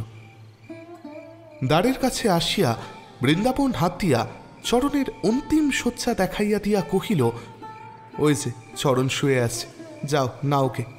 কেশব, ইনি চরণের মা, বলিয়া ধীরে ধীরে অন্যত্র চলিয়া গেল। পরদিন সকালবেলা কেহই যখন কুসুমের সম্মুখে গিয়া ও কথা বলিতে সাহস করিল না, কুঞ্জনাথ পর্যন্ত ভয় পিছাইয়া গেল। তখন বৃন্দাবন ধীরে ধীরে কাছে আসিয়া বলিল, ওর মৃতদেহটা রেখে লাভ কি, ছেড়ে দাও, ওরা নিয়ে যাক। কুসুম মুখ তুলিয়া বলিল, ওদের আসতে বলো, আমি নিচেই তুলে দিচ্ছি। তারপর সে যেরূপ অবিচলিত দৃঢ়তার সহিত চরণের মৃতদেহ শ্মশানে পাঠাইয়া দিল, দেখিয়া বৃন্দাবনও মনে মনে ভয় পাইল। চরণের ক্ষুদ্রদেহ পুড়িয়া ছাই হইতে বিলম্ব হইল না। কেশব সেই দিকে চাহিয়া চাহিয়া সহসা ভয়ঙ্কর দীর্ঘশ্বাস ফেলিয়া চিৎকার করিয়া উঠিল, সমস্ত মিছে কথা! যারা কথায় কথায় বলে ভগবান যা করেন মঙ্গলের জন্য, তারাই শয়তান, হারামজাদা, জোচ্চোর। বৃন্দাবন দুই হাঁটুর মধ্যে মুখ ঠাকিয়া অদূরে স্তব্ধ হইয়া বসিয়াছিল। ঘোর রক্তবর্ণ শ্রান্ত দুই চোখ তুলিয়া ক্ষণকাল চাহিয়া দেখিয়া কহিল, শ্মশানে রাগ করতে নেই কেশব। প্রত্যুত্তরে কেশব আহ বলিয়া চুপ করিল। ফিরিয়া আসিবার পথে বাগদিদের দুই তিনটি ছেলে মেয়ে গাছতলায় খেলা করিতেছিল। বৃন্দাবন থমকিয়া দাঁড়াইয়া এক দৃষ্টি চাহিয়া রহিল। শিশুরা খেলার ছলে আর একটা গাছতলায় যখন ছুটিয়া চলিয়া গেল, বৃন্দাবন নিঃশ্বাস ফেলিয়া বন্ধুর মুখপানে চাহিয়া বলিল, কেশব, কাল থেকে অহর্নিশি যে প্রশ্ন আমার মনে উঠেছে, এখন বোধ করি তার জবাব পেলাম। সংসারের এক ছেলে মরারও প্রয়োজন আছে। কেশব এইমাত্র গালাগালি করিতেছিল, অকস্মাৎ এই অদ্ভুত সিদ্ধান্ত শুনিয়া অবাক হইয়া রহিল। বৃন্দাবন কহিল, তোমার ছেলে নেই, তুমি হাজার চেষ্টা করলেও আমার জ্বালা বুঝবে না, বোঝা অসম্ভব। এমন জ্বালা যে মহাশত্রুর জন্য কেউ কামনা করে না, কিন্তু এরও দাম আছে কেশব, এখন টের পাচ্ছি, খুব বড় রকমের দামি আছে। তাই বোধহয় ভগবান এরও ব্যবস্থা করেছেন। কেশব তেমনি নিরুত্তর মুখে চাহিয়া রহিল। বৃন্দাবন বলিতে লাগিল, এই জ্বালা আমার চুরিয়ে যাচ্ছিল ওই শিশুদের পানে চেয়ে। আজ আমি সকলের মুখেই চরণের মুখ দেখছি, সব শিশুকেই বুকে টেনে নিতে ইচ্ছে হচ্ছে। কই, চরণ বেঁচে থাকতে তো এমন একদিনও হয়নি। কেশব অবনত মুখে শুনিতে শুনিতে চলিতে লাগিল। পাঠশালার পুরো বনমালী ও তাহার ছোট ভাই জলপান ও জল লইয়া যাইতেছিল। বৃন্দাবন ডাকিয়া বলিল, বনমালী, কোথায় যাচ্ছিস রে? বাবাকে জলপান দিতে মাঠে যাচ্ছি পণ্ডিত মশাই। আমার কাছে একবার আয় তোরা, বলিয়া নিজের দুই হাত বাড়াইয়া দিয়া উভয়কেই একসঙ্গে বুকের ওপর টানিয়া লইয়া পরম স্নেহে তাহাদের মুখের পানে চাহিয়া বলিল, আহ, বুক চুরিয়ে গেল রে বনমালী। কেশব, কাল বড় ভয় হয়েছিল ভাই, চরণকে বুঝি সত্যই হারালাম। না, আর আমার ভয় নেই, আর তাকে হারাতে হবে না। এদের ভেতরেই চরণ আমার মিশিয়ে আছে, এদের ভেতর থেকেই একদিন তাকে ফিরে পাব। কেশব সভয়ে এদিক ওদিক চাহিয়া বলিল, ছেড়ে দাও হে বৃন্দাবন, ওদের মা কি কেউ দেখতে পেলে ভারী রাগ করবে। ও ও হ্যাঁ, তাও তো বটে, আমি চরণকে পুড়িয়ে আসছি যে, বলিয়া ছাড়িয়া দিয়া উঠিয়া দাঁড়াইল। বনমালী পণ্ডিত মশাইয়ের ব্যবহারে লজ্জায় জড়সড় হইয়া পড়িয়াছিল। ছাড়া পাইয়া ভাইকে লইয়া দ্রুতপদে অদৃশ্য হইয়া গেল। পণ্ডিত মশাই সেইখানে পথের ওপর হাঁটু গাড়িয়া বসিয়া ঊর্ধ্বমুখে হাত জোর করিয়া বলিল, জগদীশ্বর, চরণকে নিয়েছ, কিন্তু আমার চোখের এই দৃষ্টিটুকু যেন কেড়ে নিও না। আজ যেমন দেখতে দিলে, এমনি যেন চিরদিন সকল শিশুর মুখেই আমার চরণের মুখ দেখতে পাই, এমনি বুকে নেবার জন্য যেন চিরদিন দুহাত বাড়িয়ে এগিয়ে যেতে পারি। কেশব, শ্মশানে দাঁড়িয়ে যাদের গাল দিচ্ছিলে, তারা সকলেই হয়তো জোচ্চোর নন। কেশব হাত ধরিয়া বলিল, বাড়ি চলো চলো, বলিয়া বৃন্দাবন অতি সহজেই দাঁড়াইল। এক পা দুই পা অগ্রসর হইয়া বলিল, আজ আমার বাচালতা মাপ করো ভাই। কেশব, মনের ওপর বড় গুরু ভার চেপেছিল, এ শাস্তি আমার কেন? কেন তো এমন কিছু গোহত্যা ব্রহ্মহত্যা করিনি যে ভগবান এত বড় দণ্ড আমায় দিলেন।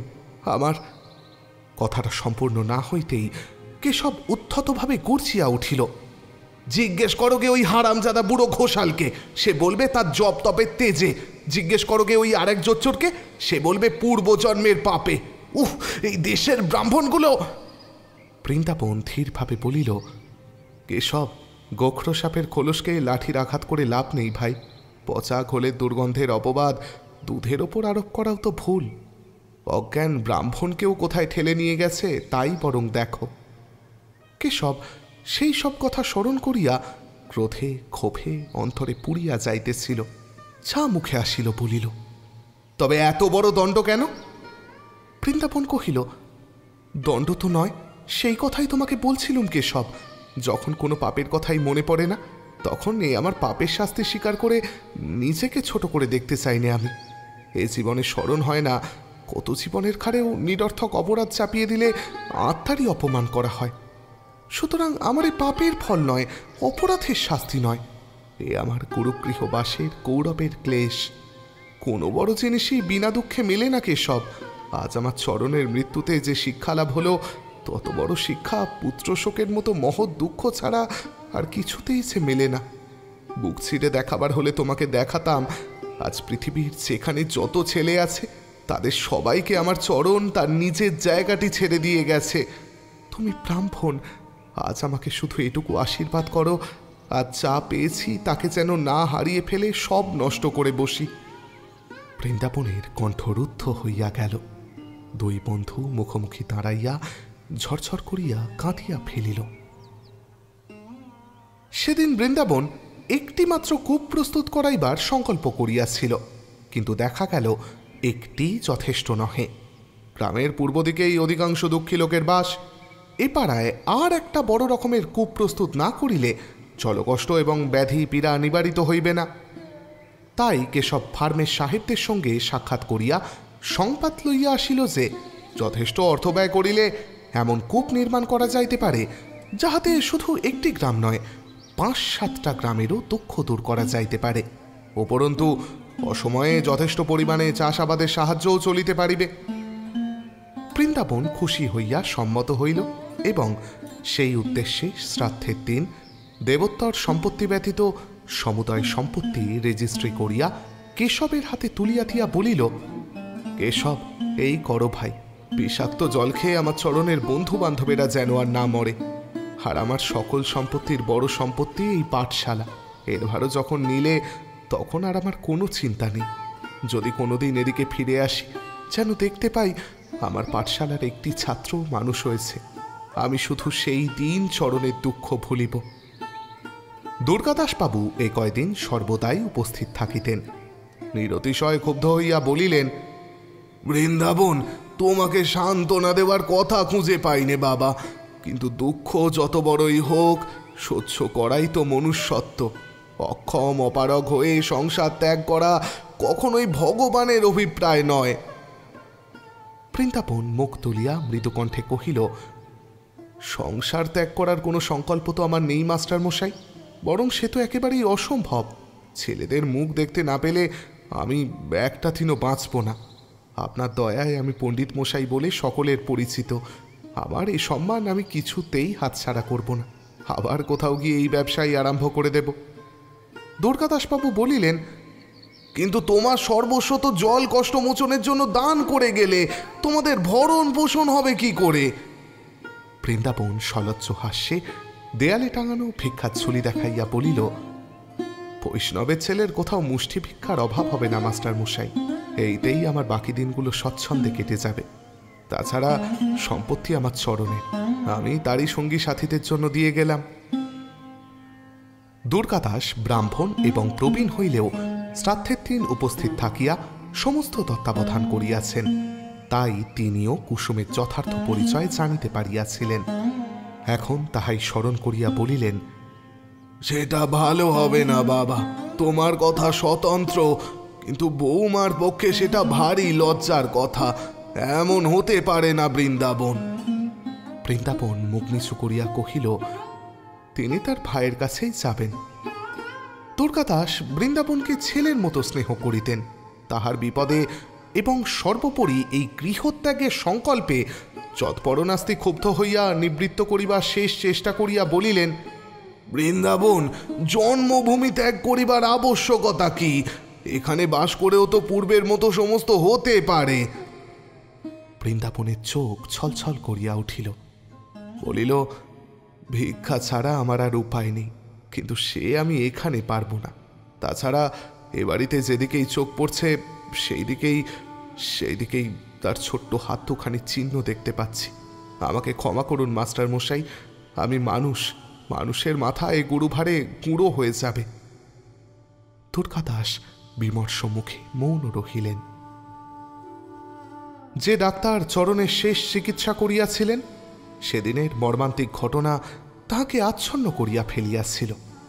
ইহার শেষ দেখিবার কৌতূহল ও বৃন্দাবনের প্রতি অদম্য আকর্ষণ তাহাকে সেই দিন সকালে বিনা আহ্বানে আবার কলিকাতা হইতে টানিয়া আনিয়াছিল। এতক্ষণ তিনি নিঃশব্দে সমস্ত শুনিতেছিলেন। বৃন্দাবনের এতটা বৈরাগ্যের হেতু কোনো মতে বুঝা যায়, কিন্তু কেশব কিসের জন্য সমস্ত জলাঞ্জলি দিয়া এই অতি তুচ্ছ পাঠশালার ভার স্বেচ্ছায় গ্রহণ করিতেছে, ইহাই বুঝিতে না পারিয়া অত্যন্ত বিস্মিত হইয়া বন্ধুকে উদ্দেশ্য করিয়া বলিলেন, কেশব, সত্যিই কি তুমি এমন উজ্জ্বল ভবিষ্যৎ বিসর্জন দিয়ে পাঠশালা নিয়ে সারা জীবন থাকবে? কেশব সংক্ষেপে কহিল, শিক্ষা দেওয়াই তো আমার ব্যবসা। ডাক্তার ঈষৎ উত্তেজিত হইয়া বলিলেন, তা জানি, কিন্তু কলেজের প্রফেসরি এবং এই পাঠশালার পণ্ডিতি কি এক? এতে তুমি কি উন্নতি আশা করো? কেশব সহজভাবেই বলিল, সমস্তই। টাকা রোজগার আর উন্নতি এক নয় অবিনাশ। নয় মানি, কিন্তু এমন গ্রামে বাস করলেও যে মহাপাতক হয়, উফ, মনে হলে এখনো গাটা শিউরে ওঠে। বৃন্দাবন হাসিল এবং কেশবের জবাব দিবার পূর্বেই কহিল, সে কি শুধু গ্রামেরই অপরাধ ডাক্তারবাবু, আপনাদের নয়? আজ আমার দুর্দশা দেখে শিউরে উঠেছেন। এমন দুর্দশায় প্রতি বৎসর কত শিশু, কত নরনারী হত্যা হয়, সে কি কারোর কোনোদিন চোখে পড়ে? আপনারা সবাই আমাদের গ্রাম নির্মমভাবে ত্যাগ করে চলে না গেলে আমরা তো এত নিরুপায় হয়ে মরি না। রাগ করবেন না ডাক্তারবাবু, কিন্তু যারা আপনার মুখের অন্ন পরনের বসন যোগায়, সেই হতভাগ্য দরিদ্রের এই সব গ্রামেই বাস। তাদেরকেই দুপায়ে মারিয়ে থেতলে থেতলে আপনাদের ওপরে ওঠার সিঁড়ি তৈরি হয়। সেই উন্নতির পথ থেকে কেশব এমএ পাশ করেও স্বেচ্ছায় মুখ ফিরিয়ে দাঁড়িয়েছে।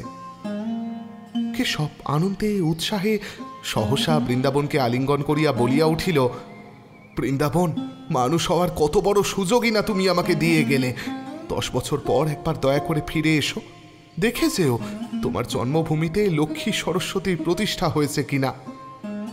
দুর্গাদাস ও অবিনাশ ডাক্তার উভয়ই এই দুই বন্ধুর মুখের দিকে শ্রদ্ধায় বিস্ময়ে পরিপূর্ণ হইয়া চাহিয়া রহিলেন। পরদিন বৃন্দাবন ভিক্ষার ঝুলিমাত্র সম্বল করিয়া বারল ত্যাগ করিয়া যাইবে এবং ঘুরিতে ঘুরিতে যে কোনো স্থানে নিজের কর্মক্ষেত্র নির্বাচিত করিয়া লইবে। কেশব তাহাকে তাদের গ্রামের বাড়িতে গিয়া কিছুকাল অবস্থান করিতে পুনঃ পুনঃ অনুরোধ করিয়াছিল, কিন্তু বৃন্দাবন সম্মত হয় নাই, কারণ সুখ দুঃখ সুবিধা অসুবিধাকে সে সম্পূর্ণ উপেক্ষা করিতে চাহে। যাত্রার উদ্যোগ করিয়া সে দেব সেবার ভার পুরোহিত ও কেশবের ওপর দিয়া দাসদাসী প্রভৃতি সকলের কথাই চিন্তা করিয়াছিল। মায়ের সিন্ধুকে সঞ্চিত অর্থ তাহাদিগকে দিয়া বিদায় করিয়াছিল। শুধু কুসুমের কথাই চিন্তা করিয়া দেখে নাই, প্রবৃত্তিও হয় নাই, আবশ্যকও বিবেচনা করে নাই। যেদিন সে চরণকে আশ্রয় দেয় নাই, সেদিন হইতে তাহার প্রতি একটা বিতৃষ্ণার ভাব জমিয়া উঠিতেছিল। সেই বিতৃষ্ণা তাহার মৃত্যুর পর অনিচ্ছা সত্ত্বেও বিদ্বেষে রূপান্তরিত হইয়া উঠিতেছিল। তাই কেন কুসুম আসিয়াছে, কি করিয়া আসিয়াছে, কি জন্য আছে, এ সম্বন্ধে কিছুমাত্র খোঁজ লয় নাই এবং না লইয়াই নিজের মনে ভাবিয়া রাখিয়াছিল, আপনি আসিয়াছে, শ্রাদ্ধ হইয়া গেলে আপনি চলিয়া যাইবে। সে আসার পরে যদিও কার্যোপলক্ষে বাধ্য হইয়া কয়েকবার কথা কহিয়াছিল, কিন্তু তাহার মুখের পানে সেদিন সকালে ছাড়া আর চাহিয়া দেখে নাই। ওদিকে কুসুমও তাহার সহিত দেখা করিবার বা কথা কহিবার লেশমাত্র চেষ্টা করে নাই। এমনি করিয়া এই কয়টা দিন কাটিয়াছে, কিন্তু আর তো সময় নাই। তাই আজ বৃন্দাবন একজন দাসীকে ডাকিয়া সে কবে চাইবে জানিতে পাঠাইয়া বাইরে অপেক্ষা করিয়া রহিল। দাসী তৎক্ষণাৎ ফিরিয়া আসিয়া জানাইল, এখন তিনি যাবেন না। বৃন্দাবন বিস্মিত হইয়া কহিল, এখন তো আর থাকবার জো নেই, সে কথা বলে দিলে না কেন? দাসী কহিল, বৌমা নিজেই সমস্ত জানেন। বৃন্দাবন বিরক্ত হইয়া বলিল, তবে জেনে এসো সে কি একলাই থাকবে? দাসী 1 মিনিটের মধ্যে জানিয়া আসিয়া কহিল, হ্যাঁ। বৃন্দাবন তখন নিজেই ভিতরে আসিল। ঘরের কপাট বন্ধ ছিল। হঠাৎ ঠুকিতে সাহস করিল না। ঈষৎ ঠেলিয়া ভিতরে চাহিয়াই তাহার সর্বাঙ্গে কাঁটা দিয়া উঠিল। দগ্ধ গৃহের পোড়া প্রাচীরের মতো কুসুম এই দিকে মুখ করিয়া দাঁড়াইয়াছিল। চোখে তাহার উৎকট ক্ষিপ্ত চাহনি। আত্মগ্লানি ও পুত্রশোক কত শীঘ্র মানুষকে কি করিয়া ফেলিতে পারে, বৃন্দাবন তাহা এই প্রথম দেখিয়া সভয়ে পিছাইয়া দাঁড়াইল। অসাবধানে কপাটের কড়া নড়িয়া উঠিতেই কুসুম চাহিয়া দেখিল এবং সরাসরি আসিয়া দ্বার খুলিয়া দিয়া বলিল, ভিতরে এসো। বৃন্দাবন ভিতরে আসিতেই সে দ্বার আরকল রুদ্ধ করিয়া দিয়া সম্মুখে আসিয়া দাঁড়াইল। হয়তো সে প্রকৃতিস্থ নয়, উন্মত্ত নারী কি কাণ্ড করিবে সন্দেহ করিয়া বৃন্দাবনের বুক কাঁপিয়া উঠিল। কিন্তু কুসুম অসম্ভব কাণ্ড কিছু করিল না। গলায় আঁচল দিয়া উপর হইয়া পড়িয়া স্বামীর 2 পায়ের মধ্যে মুখ ঢাকিয়া স্থির হইয়া পড়িয়া রহিল। বৃন্দাবন ভয়ে নড়িতে চড়িতে সাহস করিল না, স্থির হইয়া দাঁড়াইয়া রহিল। কুসুম বহুক্ষণ ধরিয়া ওই 2টি পায়ের ভেতর হইতে যেন যেন শক্তি সংগ্রহ করিতে লাগিল। বহুক্ষণ পরে উঠিয়া বসিয়া মুখপানে চাহিয়া বড় করুণ কণ্ঠে বলিল, সবাই বলে তুমি সইতে পেরেছ, কিন্তু আমার বুকের ভেতর দিবানিশি হুহু করে জ্বলে যাচ্ছে। আমি বাঁচব কি করে? তোমাকে রেখে আমি মরবই বা কি করে? দুজনের এক ছালা। বৃন্দাবনের বিদ্বেষ বহ্নি নিবিয়া গেল।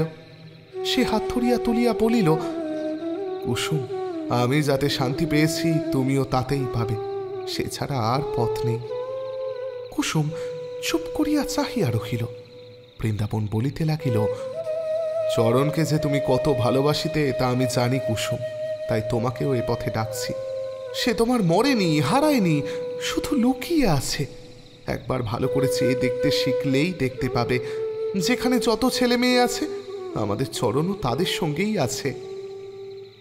এতক্ষণে কুসুমের চোখ দিয়া জল করাইয়া পড়িল। সে আর একবার নত হইয়া স্বামীর পায়ে মুখ রাখিল। ক্ষণকাল পর মুখ তুলিয়া বলিল, আমি তোমার সঙ্গে যাব। বৃন্দাবন সভয়ে বলিল, আমার সঙ্গে? না না, সে তো অসম্ভব। খুব সম্ভব, আমি যাব। বৃন্দাবন উৎকণ্ঠিত হইয়া বলিল, কি করে যাবে কুসুম? আমি তোমাকে প্রতিপালন করব কি করে? আমি নিজের জন্য ভিক্ষা করতে পারি, কিন্তু তোমার জন্য তো পারি নে। তাছাড়া তুমি হাঁটবে কি করে? কুসুম অবিচলিত স্বরে কহিল, আমিও খুব হাঁটতে পারি, হেঁটেই এসেছি। তাছাড়া ভিক্ষে করতে তোমাকে আমি দেব না। তা সে আমার জন্যই হোক আর তোমার নিজের জন্যই হোক। তুমি শুধু নিজের কাজ করে যেও। আমি উপায় করতেও জানি, সংসার চালাতেও জানি। দাদার সংসার এতদিন আমিই তো চালিয়ে এসেছি। বৃন্দাবন ভাবিতে লাগিল। কুসুম বলিল, ভাবনা মিছে, আমি যাবই। অবহেলায় ছেলে হারিয়েছি, স্বামী হারাতে আর চাইনি।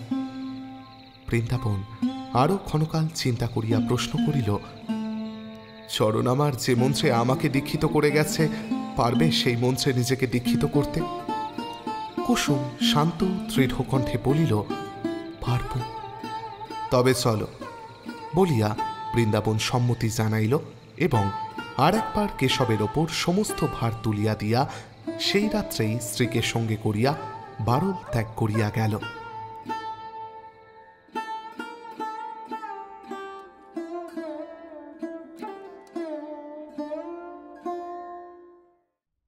ব্যাস, আমাদের আজকের উপন্যাস এখানেই শেষ। যে মানুষরা তাদের নিজেদের জীবনের লক্ষ্য খুঁজে পান, তাদের চেয়ে ভাগ্যবান বোধহয় খুব কমই আছেন।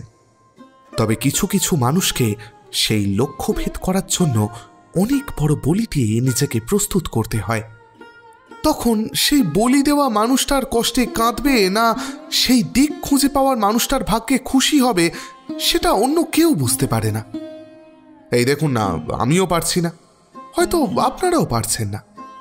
চরণকে আমরা হয়তো কোনো দিন ভুলতে পারবো না। আচ্ছা, যাই হোক, এবার আমাকে বিদায় দিন। আবার ফিরে আসবো খুব শিগগিরই নতুন কোনো গল্প নিয়ে। ততদিন সবাই ভালো থাকবেন, ভালো রাখবেন। শুভরাত্রি।